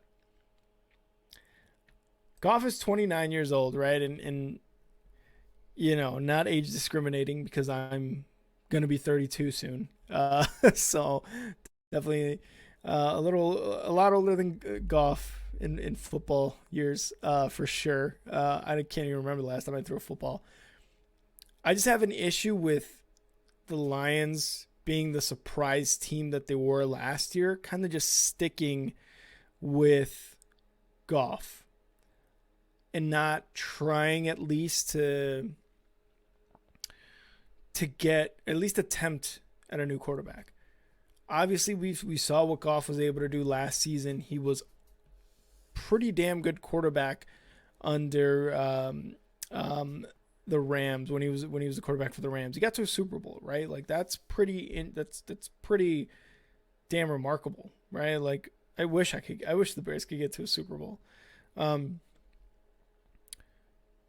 But for the Lions and maybe Alex from one of the other Star 6 Media shows, 3 Up, 3 Down and Slot Shot, we had him actually during a live stream of the Bears versus the Lions this past season. If you guys were tuned into that, I think Alex would agree that they should not necessarily move on from Jared Goff, but get a young quarterback either this year in the draft or next year in the draft, because again, the next draft is supposed to be very quarterback heavy. I think they need to get that next guy up, that next quarterback for the Lions, because I don't know if, while the Lions are good, I still think they have a larger window than most teams with those players in their prime, right? Because I mean, you saw Aiden Hutchinson become a beast last year. DeAndre Swift is going to be their running back for a while. They just picked up David Montgomery from the Bears. They've got Amon-Ra St. Brown there, wide receiver. They've got a pretty damn good secondary, and depending who they draft in the draft coming up, and I forget what pick they have, like the 7th or 8th or something like that. They're going to have a good pick. They're going to have a solid pool of players from that draft to pick. So they're going to be good I think the Lions are going to be good for a while. And this is me as a Bears fan being very hopeful. I hope it's like the Lions and Bears being for the next decade. at minimum, right? I think the Rams taking a quarterback, necessarily get rid of Goff, not necessarily sit him, but get somebody as a contingency plan almost. But Dan Campbell loves him, you know. Let's see his quote right here. Listen, feel really good about it. Goff, I love Goff. Goff's our guy, man. I think he's proven over the last 2 years that he's made for us. He had to endure a lot, just like all of us have. I thought he played his best football last year. I think he's going to come out and play some of the best this year. Feels good about that. And with the weapons that he has, you know, they picked up, they got rid of Hawkinson last year, which was kind of weird, because why would you want to, you know, reduce the weapons around you? So they might be in the market for a tight end, although, like, who are they going to pick, really? I don't know. But for me personally, I think they should be somewhat in the conversation for Lamar Jackson. And this is a good one. I think this isn't necessarily a great take, but I think it's a good take. If they get Lamar Jackson, imagine the Lions with Lamar Jackson. Like, they would be scary in the North. They should definitely be in the conversation for Lamar Jackson. Now, Goff's 29, Lamar Jackson's 26, injuries, kind of all the things Kyle and I talked about at the beginning of the show. But I still think, you know, tell me in the comments whether you think I'm wrong or right, but Lamar Jackson on the Lions, that's a very scary team. Talk about high-powered offense. You got the weapons. The defense is coming around. They've got a bunch of young guys there. And then while they built through the draft, like, dude, tell me that wouldn't be a very scary team to go against in the upcoming NFL season. Like, that would just be insane, in my opinion. But let me know what you guys think about that. But yeah, Goff, I think Goff's time might be coming to an end now. He may prove me wrong, and he may prove a lot of people wrong about what he's going to do this year. I just don't think he's there. I just don't think he's that guy anymore. They tried him in LA. He took him to a Super Bowl, but even Sean McVay was like, it's time to kind of, move on. And what happened? They moved on to the former Detroit Lions quarterback, Matthew Stafford, and they won a Super Bowl. So I just don't think Goff's it, man. If you can't really get it done in LA with Sean McVay, then I think it's just gonna be a tough time for him in Detroit, moving forward. So I think that's why they should either try for Lamar, try for another quarterback, but you also don't want to find yourself in a quarterback carousel, quarterback hell type of situation. But I don't think it's a terrible idea to try to get in the conversations for Lamar Jackson or draft a quarterback in the draft. All right, Kyle has not gotten back, but we'll kind of move on here to the Broncos. Sean Payton has stopped any rumors about Jerry Jeudy and Courtland Sutton being traded. He was quoted as saying at the meetings today that started this week, "I see and read just like everyone else does. Then occasionally when someone really crowds the plate, I throw a fastball right at their chin and they back up and they're like, all right. And so I haven't thrown any fastballs lately, but we're not trading those two players. And so we've received calls, you bet. Those are two good football players. But we're in the business of gathering talent right now. Why do people call? Because they know we're void of draft picks and that we might. Because there were some discussions a year ago, I think, regarding Courtland. But we like the current group that we're working with." So referring to Courtland Sutton and Jerry Jeudy, obviously, right? The two best receivers that they have. Hamlin, I think, can be in contention for like at least top 3 to round out that receiving core. But Jeudy, 23 years old, first round pick in the 2020 NFL draft, finished with a team high 972 yards, 6 touchdowns last year. And him and Russ seem to have gotten like in a good rhythm, because I mean he was the best wide receiver, 6 touchdowns last year, and I think he had gotten hurt the season before. This is why I need Kyle here, because he would go on and on about it. But yeah, he had a solid season with Wilson, and this is a season where Russ Wilson was having a rough year. There was at one point where everybody was keeping account of how many touchdown or how many more bathrooms he had than touchdown passes in his house. Like this is the kind of shit that the NFL fandom gets into. And even reporters like on NFL.com, Good Morning Football, ESPN, all the shows are talking about it. And if you were with us during this past season, you heard Kyle talk about it too. Courtland Sutton was a close second as far as that wide receiving duo with 829 yards and 2 scores. And Courtland Sutton was I think he was first team a couple seasons ago. First team All NFL, something like that, where he was doing really, really well. Again, I wish I had Kyle here to kind of explain a little bit more. But he pretty much put a pin in that and was like, absolutely not. You're not going to take my 2 guys away from me, especially after what Jerry Jeudy did, with Russ Wilson last season.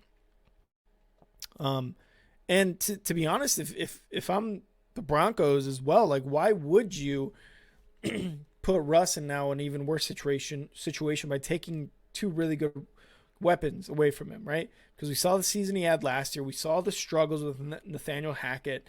Nathaniel Hackett, because of that, got the boot, one of 3 in-season firings of head coaches. We saw what happened there. So why would you even think about trading? Unless this is all just a big smokescreen, right? Now, at this point, maybe because the Broncos don't really have that many picks, I think their 5th pick, they sent Seattle for Russ Wilson because of that trade, right? Because they do not have a first-round pick, they are kind of putting up a smokescreen, elevating the value of all this, of like Courtland Sutton or Jerry Jeudy. Because both of these guys have really high potential to be very good players in the league. So I just, it's either smokescreen or he's really trying to keep them. Steve is saying, if Russell underperforms again this season, even under Payton, then it's all on him for sure. I don't think he wants that on his shoulders, tainting his career. I would agree with that for sure. I could not see a situation, but the thing is, like, Denver has to pay for him. And now we have Kyle back. Kyle is back. Let's talk to him about what's going on. So, Kyle. Someone say Denver? We've said Denver quite a bit here. So we're talking about how Sean Payton was talking about Courtland Sutton and Jerry Jeudy not being on the trade block. We were talking about how Jeudy actually built a pretty good relationship with Russ last year. He had 6 touchdowns, like almost 1,000 yards receiving. Courtland Sutton was second with only 2 scores though. So that just kind of goes about like the struggles last season under Nathaniel Hackett. So kind of what are your thoughts on this? Why they were even like rumors of them being on the trading block?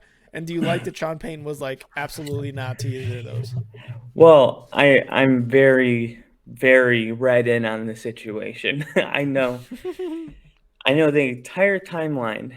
Okay, so the reason that Sean Payton is saying that they are not available is because in negotiations, things get to a point where if nothing is done by this point, this is the point of no return. Okay, nobody gave the Broncos what they were looking for out of Jerry Jeudy and Courtland Sutton. And therefore, in order to get Courtland Sutton and Jerry Jeudy to fully buy in moving forward, he has to say something like that and make damn sure that it goes public. Because it definitely went public when they were shopping him.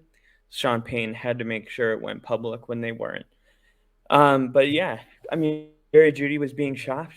They were going to see if they could get, I mean, here's the deal, right? If you could get let's say New England was a team that was heavily in conversations with Jerry Jeudy.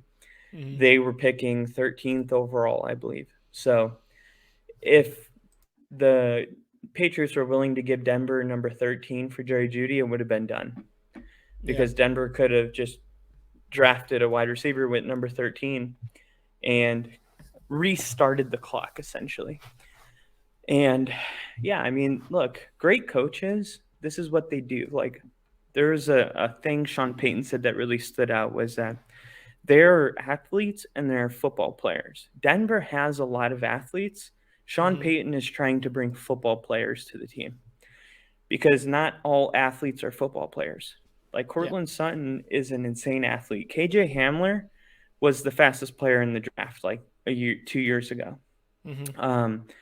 But Sean Payton knows how to, get value. And plus, Sean Payton didn't pick those guys. And Cortland Sutton, you can make an argument that had a down year. And if somebody was willing, and plus you're already paying him. So if somebody's willing to take that money and give you a first round pick for him, it's like a no brainer.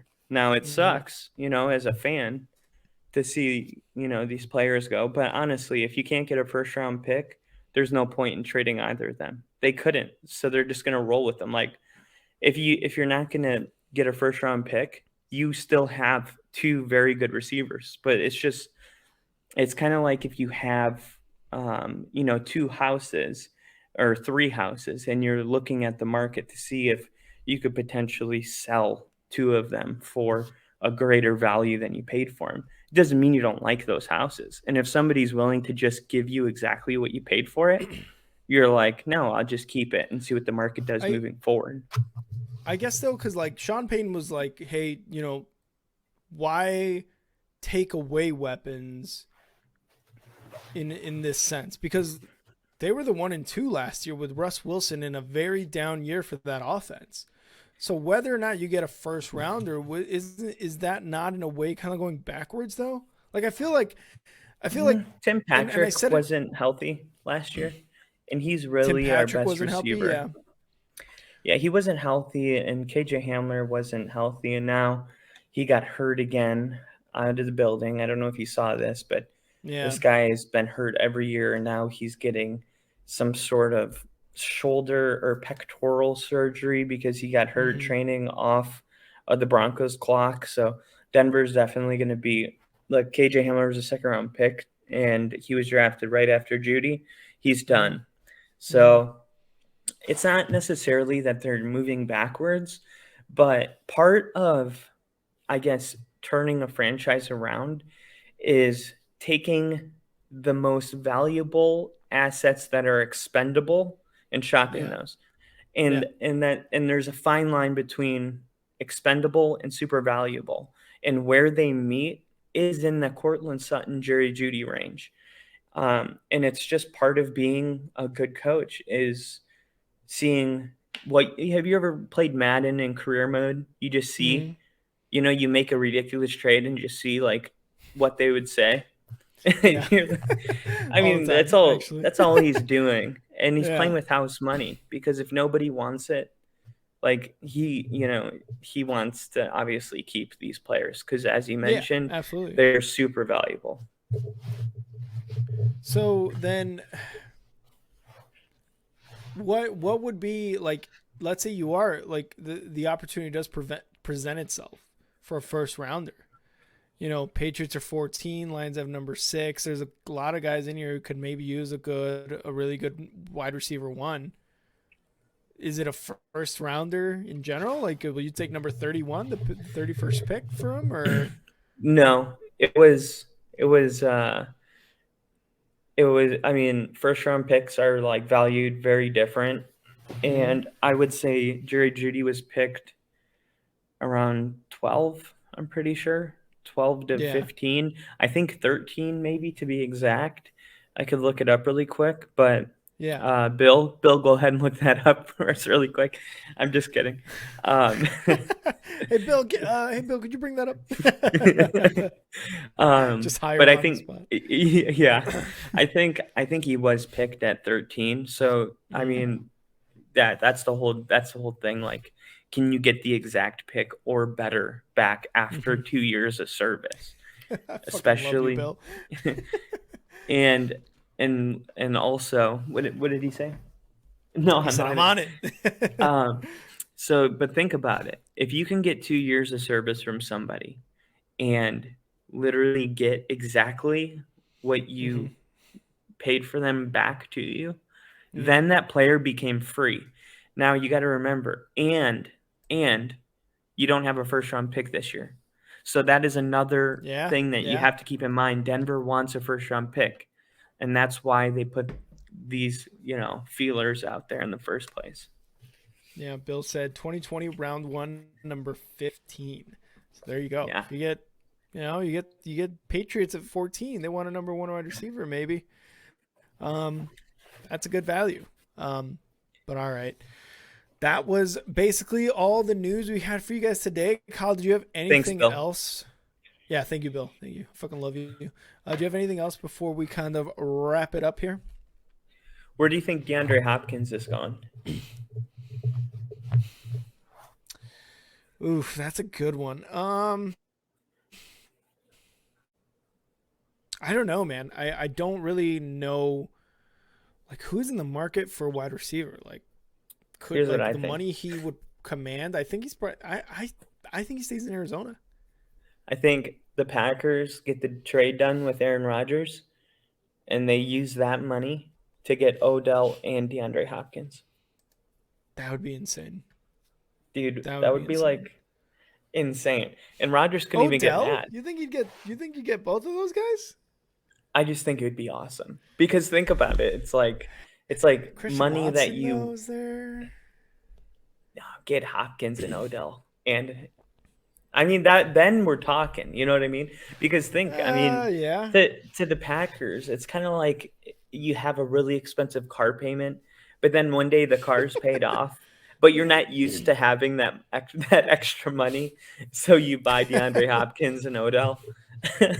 You're literally insane, dude. I don't know. Maybe the. You don't think so? I mean, No, I don't think he really goes to feel the like I'm onto Packers. something here. No, you're high. I think Well, who else would do it? you're high. I mean, on nobody pot has base. that kind of money. Yeah, Nobody has nobody that kind of does. money. Nobody does. The Cardinals are already in on it, man. Like they're already in it with him. But the Packers would. That's what I'm Packers don't saying. make big agent. They don't make big free agent signings though. Not when just they're the paying their Packers are. quarterback $50 million a year. They don't. But if they're gonna take on a half that payment of that cap hit, where's that money gonna come from? You know what I mean? Like if they're taking that half of that first year for Rodgers at $31 million, whatever cap hit, they can't sign DeAndre Hopkins. They can't sign Odell Beckham. Odell Beckham wants more than, what was it, 4 that he said? He's like, I'm not asking for 20, but 4 is not the number. No, There's they're going to no get one way. of them. They're going to get one of them. No, I can't see the Packers doing No, that. There's I don't see him getting Hopkins, but I do see him getting Odell. Jaguars? And Jaguars? Colts? Jaguars, no. They got Calvin Ridley coming into play this year. That's true. They finally got him. Calvin Ridley is going to go off this year, by the way. Think so? Yeah, draft him in like the 5th round on fantasy and flex his ass. Yeah. You heard it here first from Kyle. Yeah, Bill's right. D-Hop is pricey. He is very, very pricey, and he's still pretty damn good. But I don't know. What about I don't think the Packers get him. What about the Seahawks? You know, because they would have. They obviously, I think Tyler Baldwin is getting old, and is he even there? DK Metcalf's there. Baldwin? DK, yeah, but I think about the Geno deal. It was very extra money friendly. You know, it wasn't like yeah. So I'm looking at teams like that. You got to understand also, this is just part of the deal. D-Hop is taking a pay cut no matter where he goes. Yeah, I think that's kind of a good point. But at that point, why would you leave the Cardinals then? Because he's still not cheap. Like when I say a pay cut, I mean instead of paying him $20 million a year, you're paying him, or whatever ridiculous amount. I think it was $40 million a year. It's like you're paying him like maybe 28 because he's an aging receiver. Also, Yeah. He's still like probably the best receiver in the game right now. Well, because and he wants a Devontae trade. Adams. The Cardinals are saying, yeah, sure, we'll go for a trade, but they want at least a second round pick. Yeah, And dude, give it to more. him. Yeah. I would give a second round pick for D-Hop. Are you kidding me? See, it I'd says do here it that yesterday. 5 teams are interested. Let me see. That's why Denver put those Jerry Judy things up. They wanted Hopkins. Falcons, Ravens, Bills, Raiders, Patriots. I could see Those the are the 5 Ravens. teams. Yeah. Bills and Ravens are the preferred destination.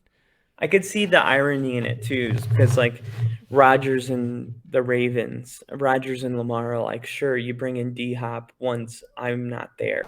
And it's Yeah. like, yeah, because you wanted $250 million guaranteed. Like, what do you mean? It's like, that doesn't make any. Of course, we can afford him now. Yeah. Bill goes, why would you leave the Cardinals? Because they're the Cardinals, Rick. I was thinking more or less like, if the money's there, why would you take a pay cut, right? In a sense, that's kind of what I was thinking. Think once they get older too, they're not playing for money anymore. Yeah, it was like they won a Super Bowl. He wants to leave Kyler too. Kyler's just kind of being a drama queen there too. So. Dude, Kyler sounds like dude. He seems like he's like the dad of every situation, just constantly. And plus, they're going through a coaching transition. It's just like a good time to like go wash your hands from the Cardinals. Yeah, get the fuck out of there for real, honestly. Yeah. Yeah, that's another player. Bills would be a good one. Ravens would be a good one too. The Bills. They can get Lamar, of course. There's not enough ego in the Buffalo air for Stephon Diggs to have D-Hop on the team. I mean, Stephon Diggs can barely handle the situation he's in. Did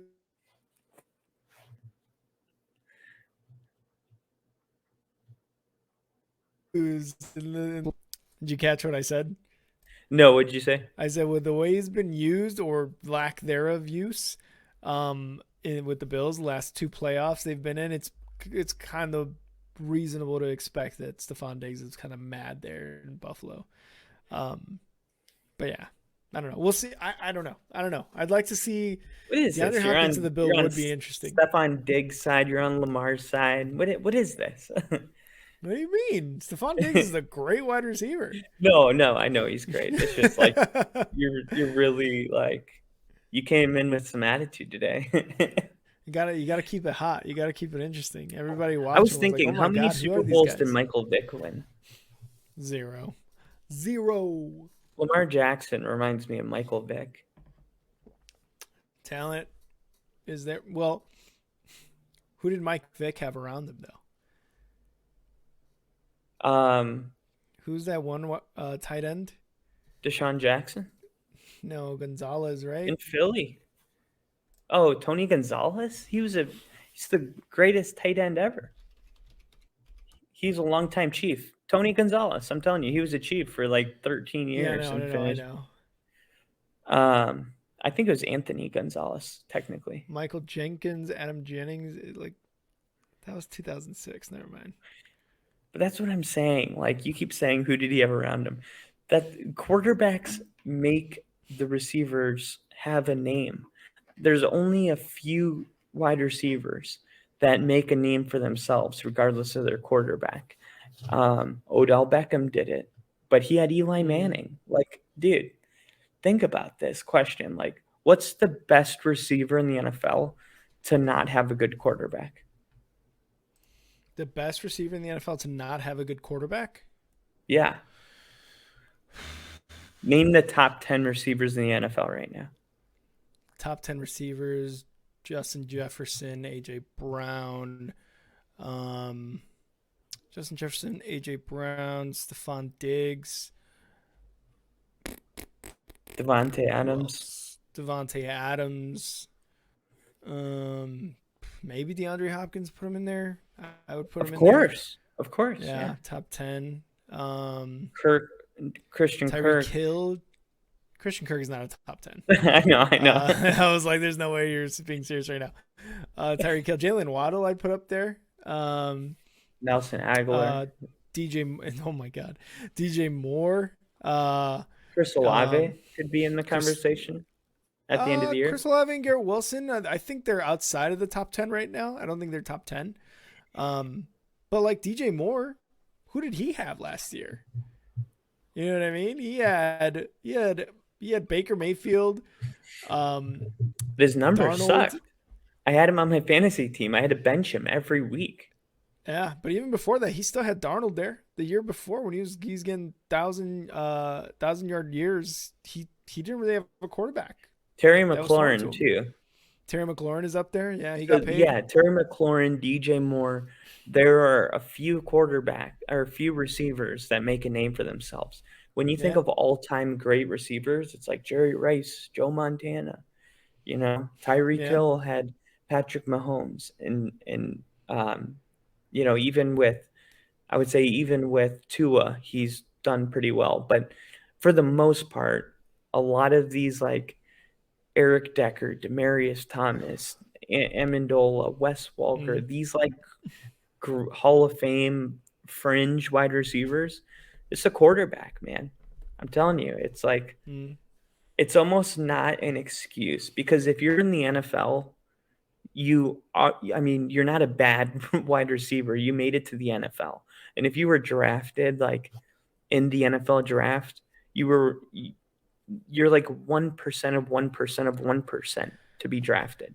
I still think though, if you're an organization like Aaron Rodgers has made wide receivers really good. But one of the biggest reasons he's trying to get off the Packers is because they were not getting him top talent. Maybe that was one of the reasons they've not won the Super Bowl since they did it in 2012, 2011. No, that's just a clutch. That's just something someone without Super Bowl says. What? I'll take excuses for not having Super Bowl rings for 500. Right, but if you're an organization knowing that you have a top 5 quarterback and you're not getting him weapons and you're saying you're a top 5 quarterback, you should make these guys stars. That's not a way to run an organization. As a full Devontae Adams was a star. Right, he was a star, but I'm saying like first round talent stars, and that's what we've been talking about. These first round guys are coming in and immediately making impacts. Justin Jefferson, oh my God, how did we forget this guy? The Bengals, Jamar Chase. Yeah, he's a top 10 wide receiver. T. Higgins. Who else was Chris Olave, Garrett Wilson? You're telling me in those last decade where you've had Rodgers when you have not won a Super Bowl, your first round picks haven't gone to wide receivers. Instead, they've gone to maybe one, but instead you're picking up Jordan Love and a defensive tackle or a linebacker. You know what I mean?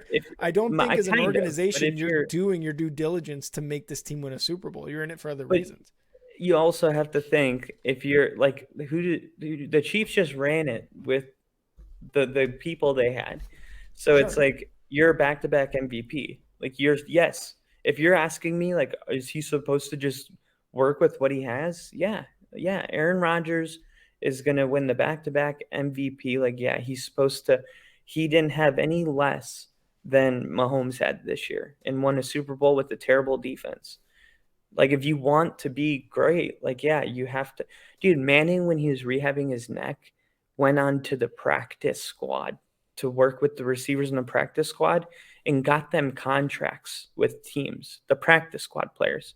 But like, I guess when I just again, I have a hard time thinking that that's also a good excuse for not getting your quarterback talent. He had Devontae Adams though.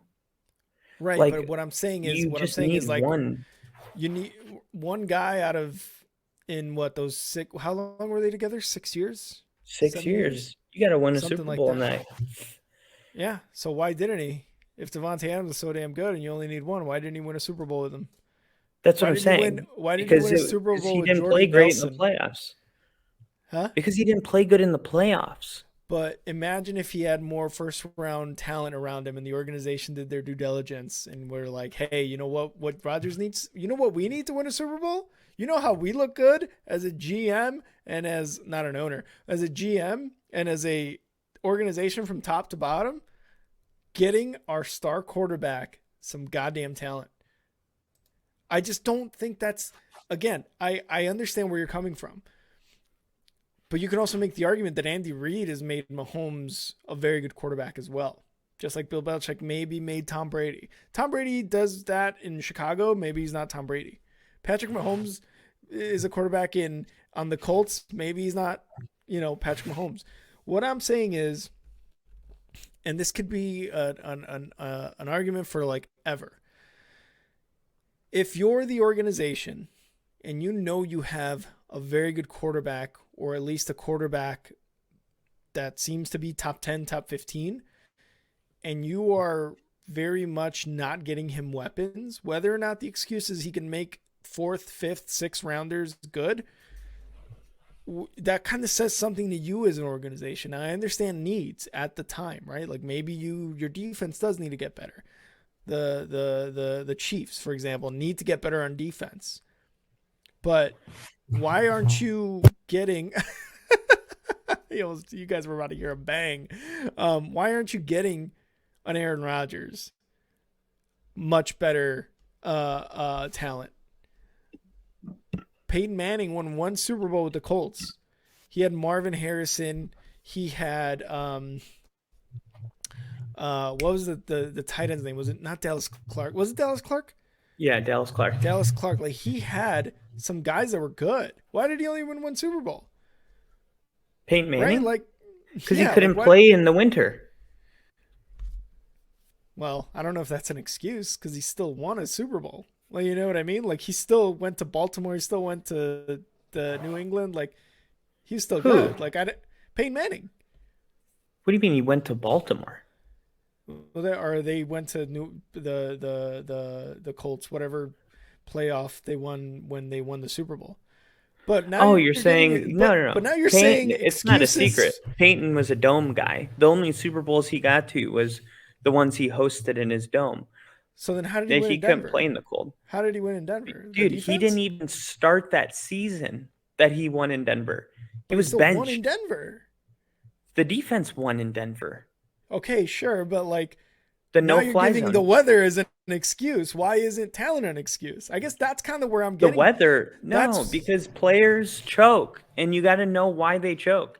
Peyton Manning couldn't play in cold weather, and everybody that knows Peyton Manning knows this. And Aaron Rodgers, but that's not an scoring excuse. one touchdown to be a quarterback at an NFL.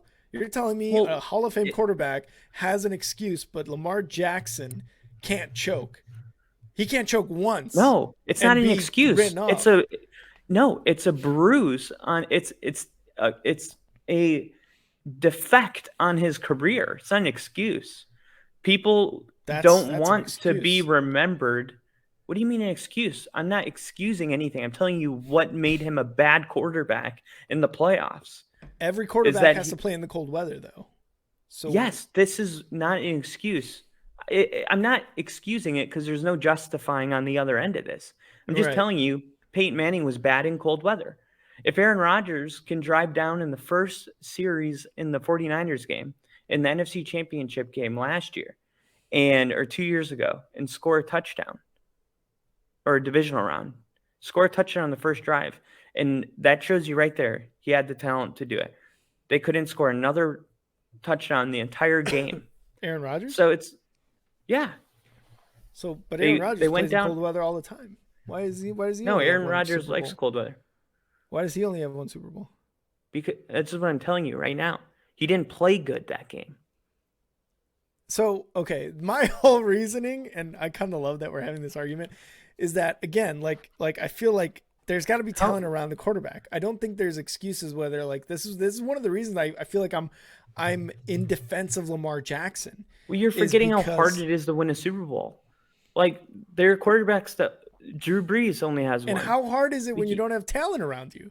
It's much harder. How hard is it when you don't have first round talent around you? And it is hard. It is very difficult. So but that's why Lamar needs to stop, because he's trying to get paid like Tom Brady and Patrick Mahomes. And he's not Tom Brady and Patrick Mahomes. They win a lot of Super Bowls. Mahomes will win at least 6, just like Tom Brady. And that's why they are different than Lamar Jackson. Like, if you want to pay Lamar Jackson the same way that you're paying Brett Favre when he was a Packer, then sure, go ahead. But Lamar Jackson wants to be paid more money than Patrick Mahomes. Like, no, you don't get he to. wants guaranteed money. So, and Yeah, this is what I'm why? saying. So, Why would a player that can't stay healthy get guaranteed contract? So why would you give Josh Allen $258 million when he can't win a big game to save his life? He could win the big game. We already talked about He this. hasn't. We saw. He hasn't. It's been 3 years, and he hasn't. And he's They proved changed that he the rule hasn't. because if he would have got the ball, no, that's such a fucking stupid thing to say. He went back How are you and gonna forth tell in me? the. He went back and forth in the last 7 minutes, touchdown for touchdown with Patrick Mahomes, and and couldn't proved win. that there's because he's not on defense. He didn't get the ball last. What do you mean he couldn't win? What happened last year? What happened? It came this down past to a season? coin toss. He was hurt. He was hurt this season? Yes. He was hurt When all was- season. You know how you don't know about it? Because he's not a bitch and doesn't sit out of playoff games. Good point. But he still didn't win it. So why give him 258? 258 over a contract. Because they paid him after he went toe-to-toe with Patrick Mahomes. They didn't pay him this offseason. It's what you've done for me lately, and that's what the NFL is always going to be. So if he got paid after going toe-to-toe with Mahomes, so be it. He didn't get that contract after this, and Joe Burrow still hasn't gotten paid. Lamar Jackson sure the hell isn't going to get paid. He hasn't done anything since 2018. 2019. 2019. That's a long time ago. In football years, that's the average career of an NFL player is like 2 seasons. So that's an entire career away what Lamar did. I guess it's just like it comes down, and man, this really should have been argument of the week right here. God, like what the fuck? Bill's saying, "Ooh, shots fired at Lamar by Kyle. How come you didn't know he was injured? Because he's not a little bitch." All right, well, this is argument of the week, and we're gonna put it on the YouTube. Definitely argument of the week and everything. This is a good one. Again, I feel like the injuries just happen in the NFL, man. It is what it is. You can make an argument that I guess Josh Allen should have not played that game because you can be not a little bitch, but you can also hurt your team by not, getting arguably your best wide receiver in the game during that big playoff game. And you've lost 3 years in a row in the playoffs. This year you're supposed to go to the Super Bowl. This year you're supposed to be Super Bowl MVP. This year you're supposed to be MVP. Then you kind of shit the bed in the playoffs. It's like they paid him for his past performances. 100%, I get that. But they paid him, I think, before, if I'm not mistaken, I think they paid him before that. Or maybe it was 2021. Either way. 2 years in a row, sure, you go toe-to-toe with Mahomes. But if you can't win the big game, then I can understand the "what have you done for me lately" thing. But after they're 3-9 without Lamar, and that's that Lamar has Mark Andrews as his only weapon in the entire offense, and a couple of running backs. After that's just kind of where I'm at. No, I understand that, but after the game that he had with the Chiefs, nobody said what you're saying right now. Is that like, well, he couldn't win the big game. Like when he went and did that golf tournament with Aaron Rodgers, Tom Brady, Patrick Mahomes, and Josh Allen, he sat up there and all the conversations were not if he was going to win or he can't win the big game. He had so much dignity after that way that game went as a historical game that people knew it was just a matter of time before Josh Allen brings a Lombardi. And that's why they were the Super Bowl favorites going into the year.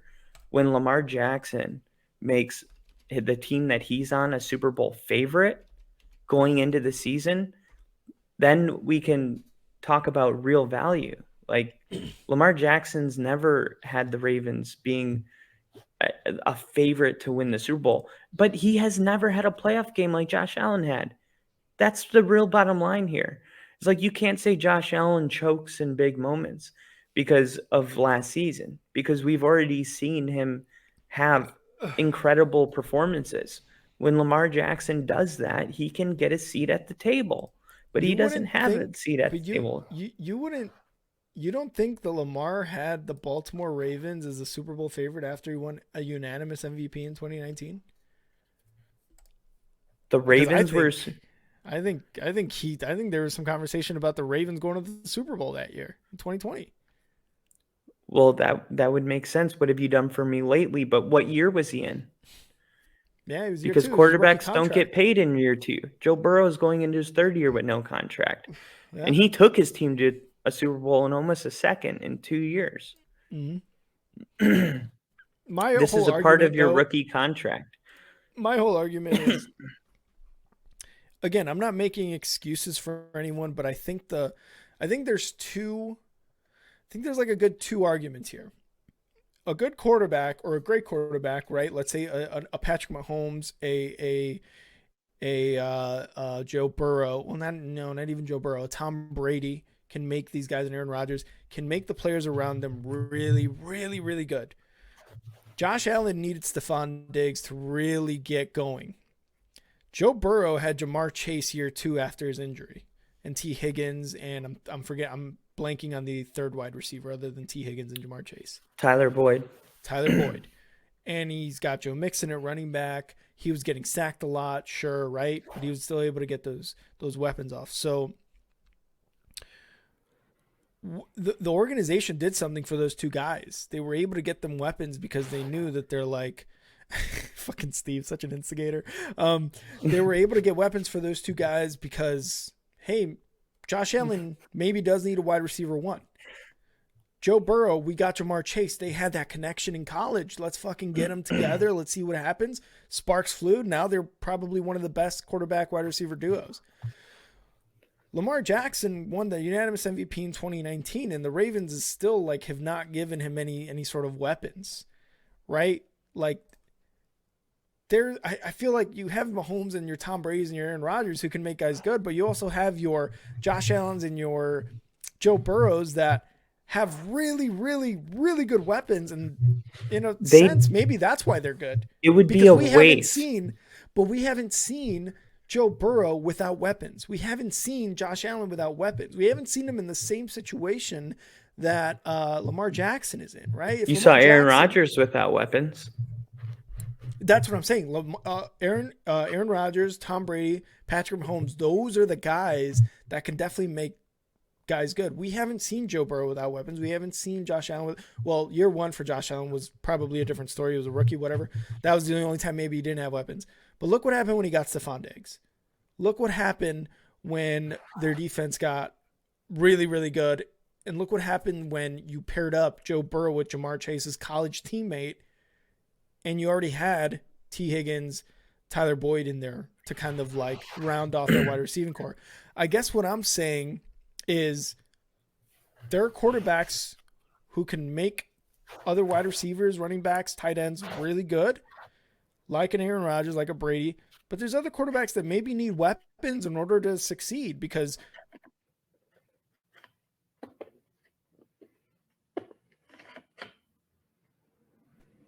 I think I hear you. He's not going to be one of those. Sorry, I'm just getting frustrated over here because of my goddamn internet. But I think maybe Justin Fields.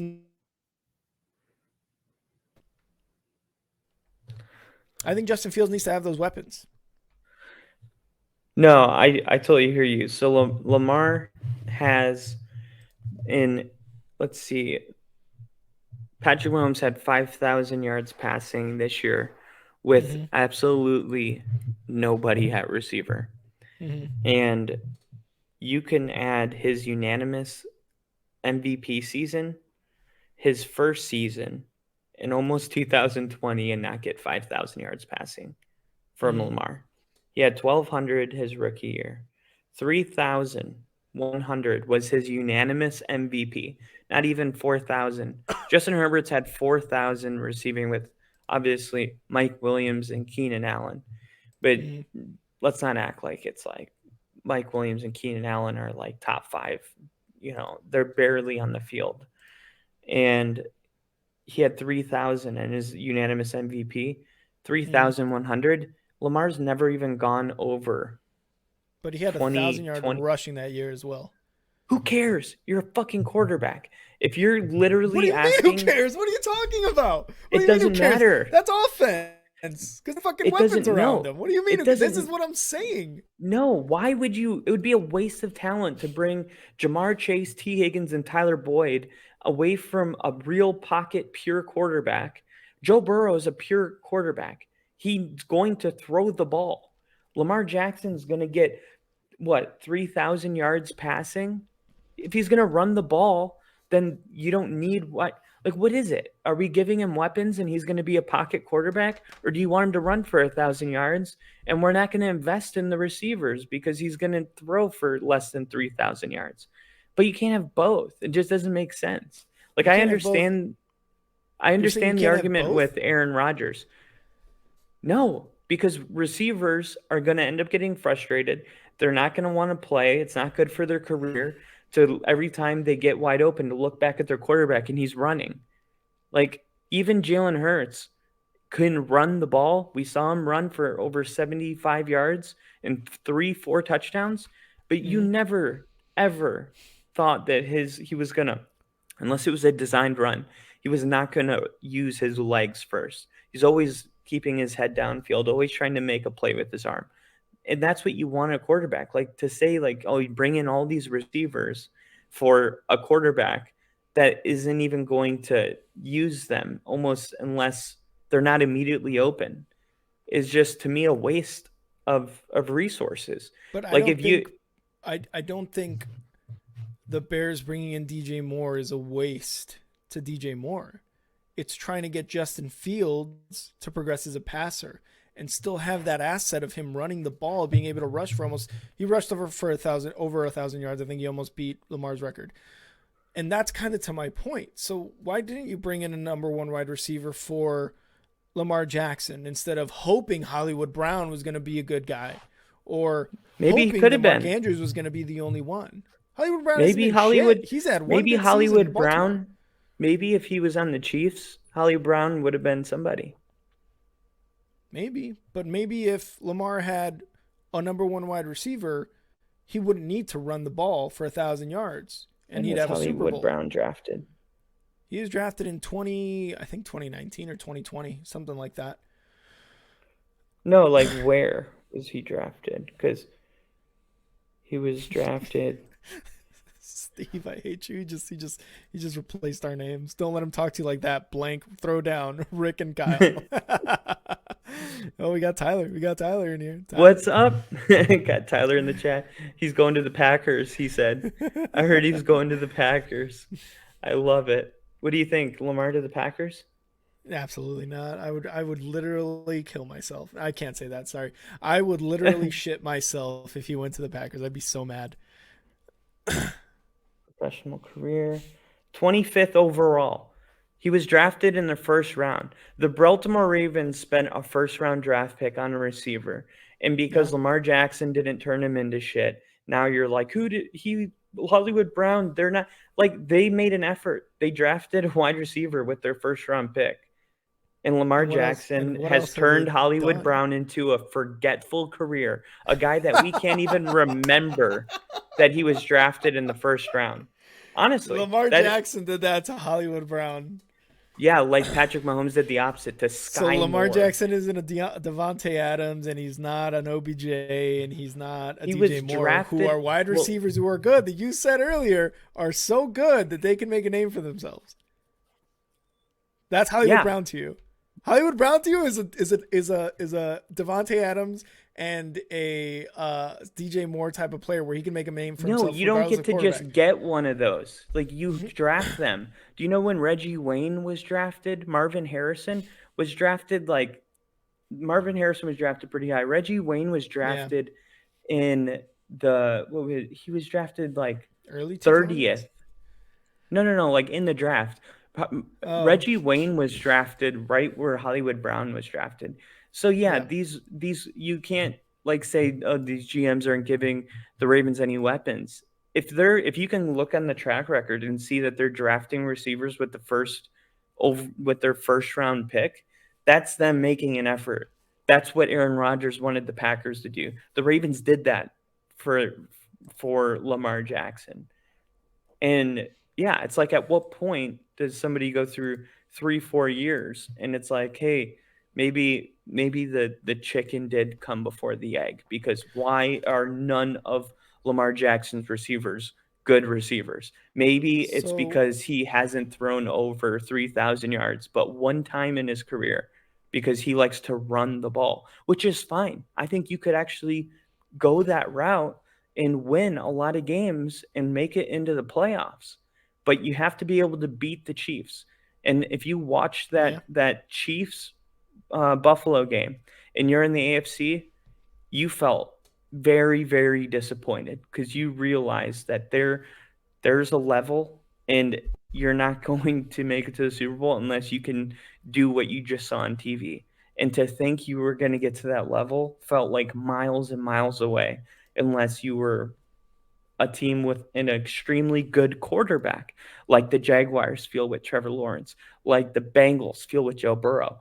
There's not that kind of confidence surrounding Lamar Jackson. And that's really like how I feel about it. But I do yeah. think Lamar Jackson's a good quarterback, but who I cares just about think he being needs good? weapons. I just think he needs weapons around him So you think he could win the Super Bowl? with actual legit weapons. Yeah, probably. He could okay. Maybe. Yeah, absolutely. Maybe he could win one Super Bowl. If do you think I don't know Joe how you're Burrow going to would pay be, for weapons with do you giving him think Joe Burrow would 250 be million Joe guaranteed. Burrow? Do you think Joe Burrow would be Joe Burrow in Baltimore? Yes. Really? Yes, I think Joe Burrow would be Joe Without Burrow Jamar anywhere. Chase, without Tyler Boyd, without T. Higgins. Yeah, you can't. And Mark Why don't you? Andrews is his only You know weapon. what a better question would be? Do you think Jamar Chase and T. Higgins and Tyler Boyd would be Jamar Chase, Tyler Boyd, and T. Higgins without Joe Burrow? That's a better question, because Joe Burrow, all he does is win, just like Trevor Lawrence. But Hollywood Brown is no one Dude, you're talking about the with worst Lamar organization and in the without NFL. Lamar. I guess that's my argument. Like Hollywood Brown was picked 25th in the first round and has not done anything in his career. With or so it's without not Lamar. Because Lamar didn't make him better. Like he hasn't made himself better. That's my argument. Like the argument is a player because of them or because of the quarterback? It's like Hollywood Brown is neither. It's both. It's both. It's literally both. I guess I don't get it. But I think just like what the Bears are doing with Fields, I think that's what they should have done with Lamar after his MVP season. Let's go get him a wide receiver. Bring in DJ Moore? Yeah, they brought in DJ Moore. That's a legit number one wide receiver. You're telling me DJ Moore on the Ravens? Hollywood Brown is at this point washed up. But that's what the Ravens did the equivalent when they drafted Hollywood Brown, is what the Bears just did. No, because the Bears just got a legit wide receiver one who's had 3 seasons in a row with 1,000 yards receiving and 50+ touchdowns. Yeah, but who's your tight end? If he Not had Mark done Andrews. that with the Bears, would be the leading wide receiver in Bears history. Well, that's what the Ravens should have done. That just goes to show how bad the quarterbacks in Chicago have been. Yeah, and the organizations too, man. Like that just kind of goes to show everything. I guess my conclusion, and we should conclude this soon, because this was a damn good argument, and I really wish I had that argument of the week sound that we could have played at the beginning. Argument of the week because Kyle Steve, and Rick. Tyler, and Bill are loving it right now. Yeah. What I think they should have done for Lamar is what Aaron Rodgers wishes the organization would have done for him, is getting him more weapons instead of going for other positions. That's me. I think Lamar is one of those guys that needs weapons. Because again, like I said earlier, Josh Allen needed Stephon Diggs to be Josh Allen, in my opinion. Joe Burrow, we have not seen him without weapons because T. Higgins, Tyler Boyd, and Jamar Chase was their second year. So he had that connection almost right away in a sense. And yeah, you're right. They're probably one of the worst organizations ever, probably one of the cheapest too, but they had weapons. Like Jamar Chase and Joe Burrow had that instant connection when he got to the NFL, and that's kind of where they made each other who they are. Yeah, they were bad our whole life.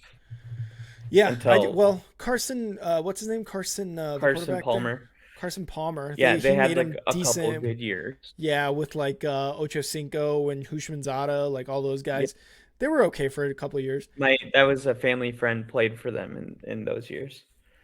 Yeah. Yeah, man, Kevin that's just kind of where Walter. I'm at.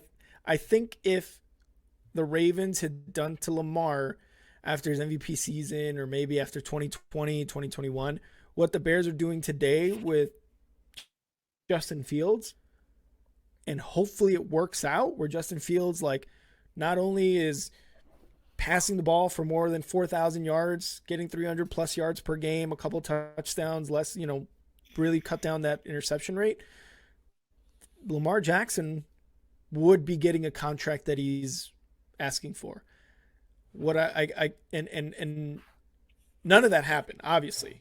I just think it is more on the organization for not catering to your franchise quarterback in terms of getting him more talent in the 4 years and justifying that by saying Hollywood Brown could have been good. You know what I mean? Like I just think Almost that like was who cares about the defense as long as you have an offense? Because you got to remember there's a salary cap. So these doesn't court exist. like I don't DJ believe it Moore, exists. DJ Moore is getting paid what, $20 million this year? The Bears can do that because they're not paying your 15 or quarterback. something, yeah. No, it's like 20. It's 20. Something like that, yeah. I forget what it And was. and the I Bears took aren't back. paying Justin Fields, so they can afford to do that. Lamar Jackson wants a lot of money and all of it guaranteed. No, but I'm So saying they could have done that prior to Tom having to pay him. Brady, a lot of those years that you think about Randy Moss and these elite receivers being there, Tom Brady took a pay cut. Tom Brady in his last 2 years in Tampa made the amount Aaron Rodgers made this last year, $50 million. Tom Brady made 25. He takes pay cuts so that they can bring talent. This has been a known thing about Tom Brady for a long time. You want to He be was in the his highest rookie paid. contract. What's his He rookie? was in his Yes, he was in his rookie that's what, contract. Why didn't you bring in who? talent during his rookie contract? That's the Lamar. Hollywood Brown draft. We're going in a circle. But my No, it's point literally is like once you go down the line, it's not a secret that if you like Joe Burrow is on his rookie contract. That's why Jamar Chase and T. Higgins are on their rookie contract. Do you think in 5 years those three will be together? Because they won't. Because one of them is going to get paid and the other are going to have to walk. And unless somebody's willing to take a team-friendly contract, they're not all going to stick together. And that's just the part of the business that you have to fully understand. It's not always just, oh, we're not going to give this guy weapons. It's that you can't have the cake and eat it too. Like, you want to be the highest paid quarterback? We'll make you the highest paid quarterback because you're putting us in a predicament where we either have to say, would we rather have a mediocre quarterback and a lot of weapons or a really good quarterback that hopefully makes the other players around him better? I think we could win a Super Bowl with the second option more than we can with the first. And history will tell you that that's true. But very rare does. Why do you think Tyreek Hill didn't get paid? I mean, it's just the way it goes sometimes. Oh, that's because Patrick Mahomes is Patrick Mahomes. I think, in my opinion, yeah. I agree. And Lamar Jackson's not in that conversation. No, but neither, I think, is whatever. We're going to table it here. We're going to stop it right here because me and Kyle could go on and on about this. And I kind of, I enjoy it. I'm going to call him in an hour and be like, dude, I was just taking a shower and I'm kicking myself. I should have said this. Okay, but when you said this, here's my rebuttal. It's a great argument because we're both making valid points. And most arguments are like this. And I think it's best like this. And like Steve was like, this is entertaining. I love it. And so was Bill. Is because we actually believe in the takes that we're talking about. We're not like, and you've said it before, we're not ESPN where we're arguing for the sake of argument. It's not that. It's, I literally think Lamar, if this had happened or that had happened, like he would command this contract. Kyle's like, no, because of this, and this. And like you said, it's because we actually care and believe ourselves when we're saying this. So like you said, totally worth it. But that is the end of our show. Thank you everyone who joined and, stuck around for that about 30-ish minute debate that Kyle and I were having. Hopefully you guys enjoyed it. And if there's anything you guys want to add, if you want to throw in another quarterback and be like, hey, actually you're both wrong. Lamar Jackson deserves to be not born or something like that. I don't know. Just bring Have it you in. seen the Cat in the Hat? Yeah. Where he's like, there is a third option. It involves murder. Murder. That's your option? No, but you guys had options. I just wanted to have one too. Yeah, throw it in. Throw in the comment. I don't even give a shit. I love being controversial. But thank you guys again for sticking by. Thank you to Bill, Steve, Tyler, who just interviewed. Go check out interview 32 with Tyler, the Packers fan. Thank you to Jinja for coming in, Eric and John, all you guys coming in with the comments. Appreciate all you guys. Yeah, like I said, we have interview 32 finally up on YouTube and all streaming services for podcasts. So go check that out. Our first one was with Tyler, Packers fan, talking Packers, talking Aaron Rodgers, talking Jordan Love. So go check that out on any podcast platform or here on YouTube. Go follow us at Star6 Media on Instagram, Facebook, here on YouTube, obviously. Go to TikTok and go to Twitch. And then you can follow us on Twitter at _Star6 Media. And you can follow me on Twitter at @andnowrick. Me and Bill are always going back and forth with like Giants takes and Bears takes, as well as Kyle. Kyle, where can they find you on Twitter? Y'all already know. No, I'm kidding. FTBL ONLY PODCAST, football only podcast. I hate the way you said that. You said that so smooth. Other than that, we got our little QR code up here. If you guys want to support us, try to get us to Las Vegas for the Super Bowl. That would be very, very much appreciated. And if not, there's going to be a link in the description of either the podcast or the YouTube video where you guys can go and donate to Kyle and I's bid for the Super Bowl. We're going to go in there and wreck shit up, Kyle. So I'm really hoping we get there. We're going to go get some fan opinions about that. And Steve makes a great point. I mean, we will wrap it up, but he says, how many running QBs have won the Super Bowl compared to pocket and scrambling quarterbacks? That's Your right. odds are just not there. You're right. And I just want to leave on that note. That's why Jalen Hurts will never win a Super Bowl. No. Remember when we said Jalen Hurts, he throws first? No, he's not a. Let's restart it, Kyle. Give me the chives. Give me the chives, Kyle. I've been listening to a lot of Tupac lately. Let's go. Just being in California. The chives, some Red Hot Chili Peppers. No, the chives are going to be, we are interviewing a Browns fan, and that is going to be right around the corner this weekend for you guys. So Deshaun Watson, a real Browns fan, like a diehard fan, like a guy that listens to the radio channels, 3 different podcasts, calls in, all of that stuff. So we've talked a lot about Deshaun Watson last season. That was probably, if we had a pie graph, the biggest percentage of our offseason. And now we're going to get an opportunity to see what a person that lives and dies by the Browns thinks about everything that's happened in the last year and where they think Deshaun Watson, the Browns, are going to be going moving forward into next year. So stay tuned for that. Yep, for sure. Stay tuned for that, as well as we got a Lions and remind me what the other team was. Lions, Tigers, Bears. We had Lions and, oh my God, Falcons? No. It was a little bit of Saints, but we're not going to count the Saints. Oh, it was the one we did. It was the Lions. Lions and the Raiders. I'm That's like, I know where it's on in the map. It's in this. Yeah. We're talking Lions and Raiders too, so go check those out. Interview 32 already out. And it's a good one. Yeah, it's going to continue throughout the offseason. Go check it out. But all right, Kyle, thanks again for the ARC. Thanks again for NFL news, and we will see you guys next time. See ya!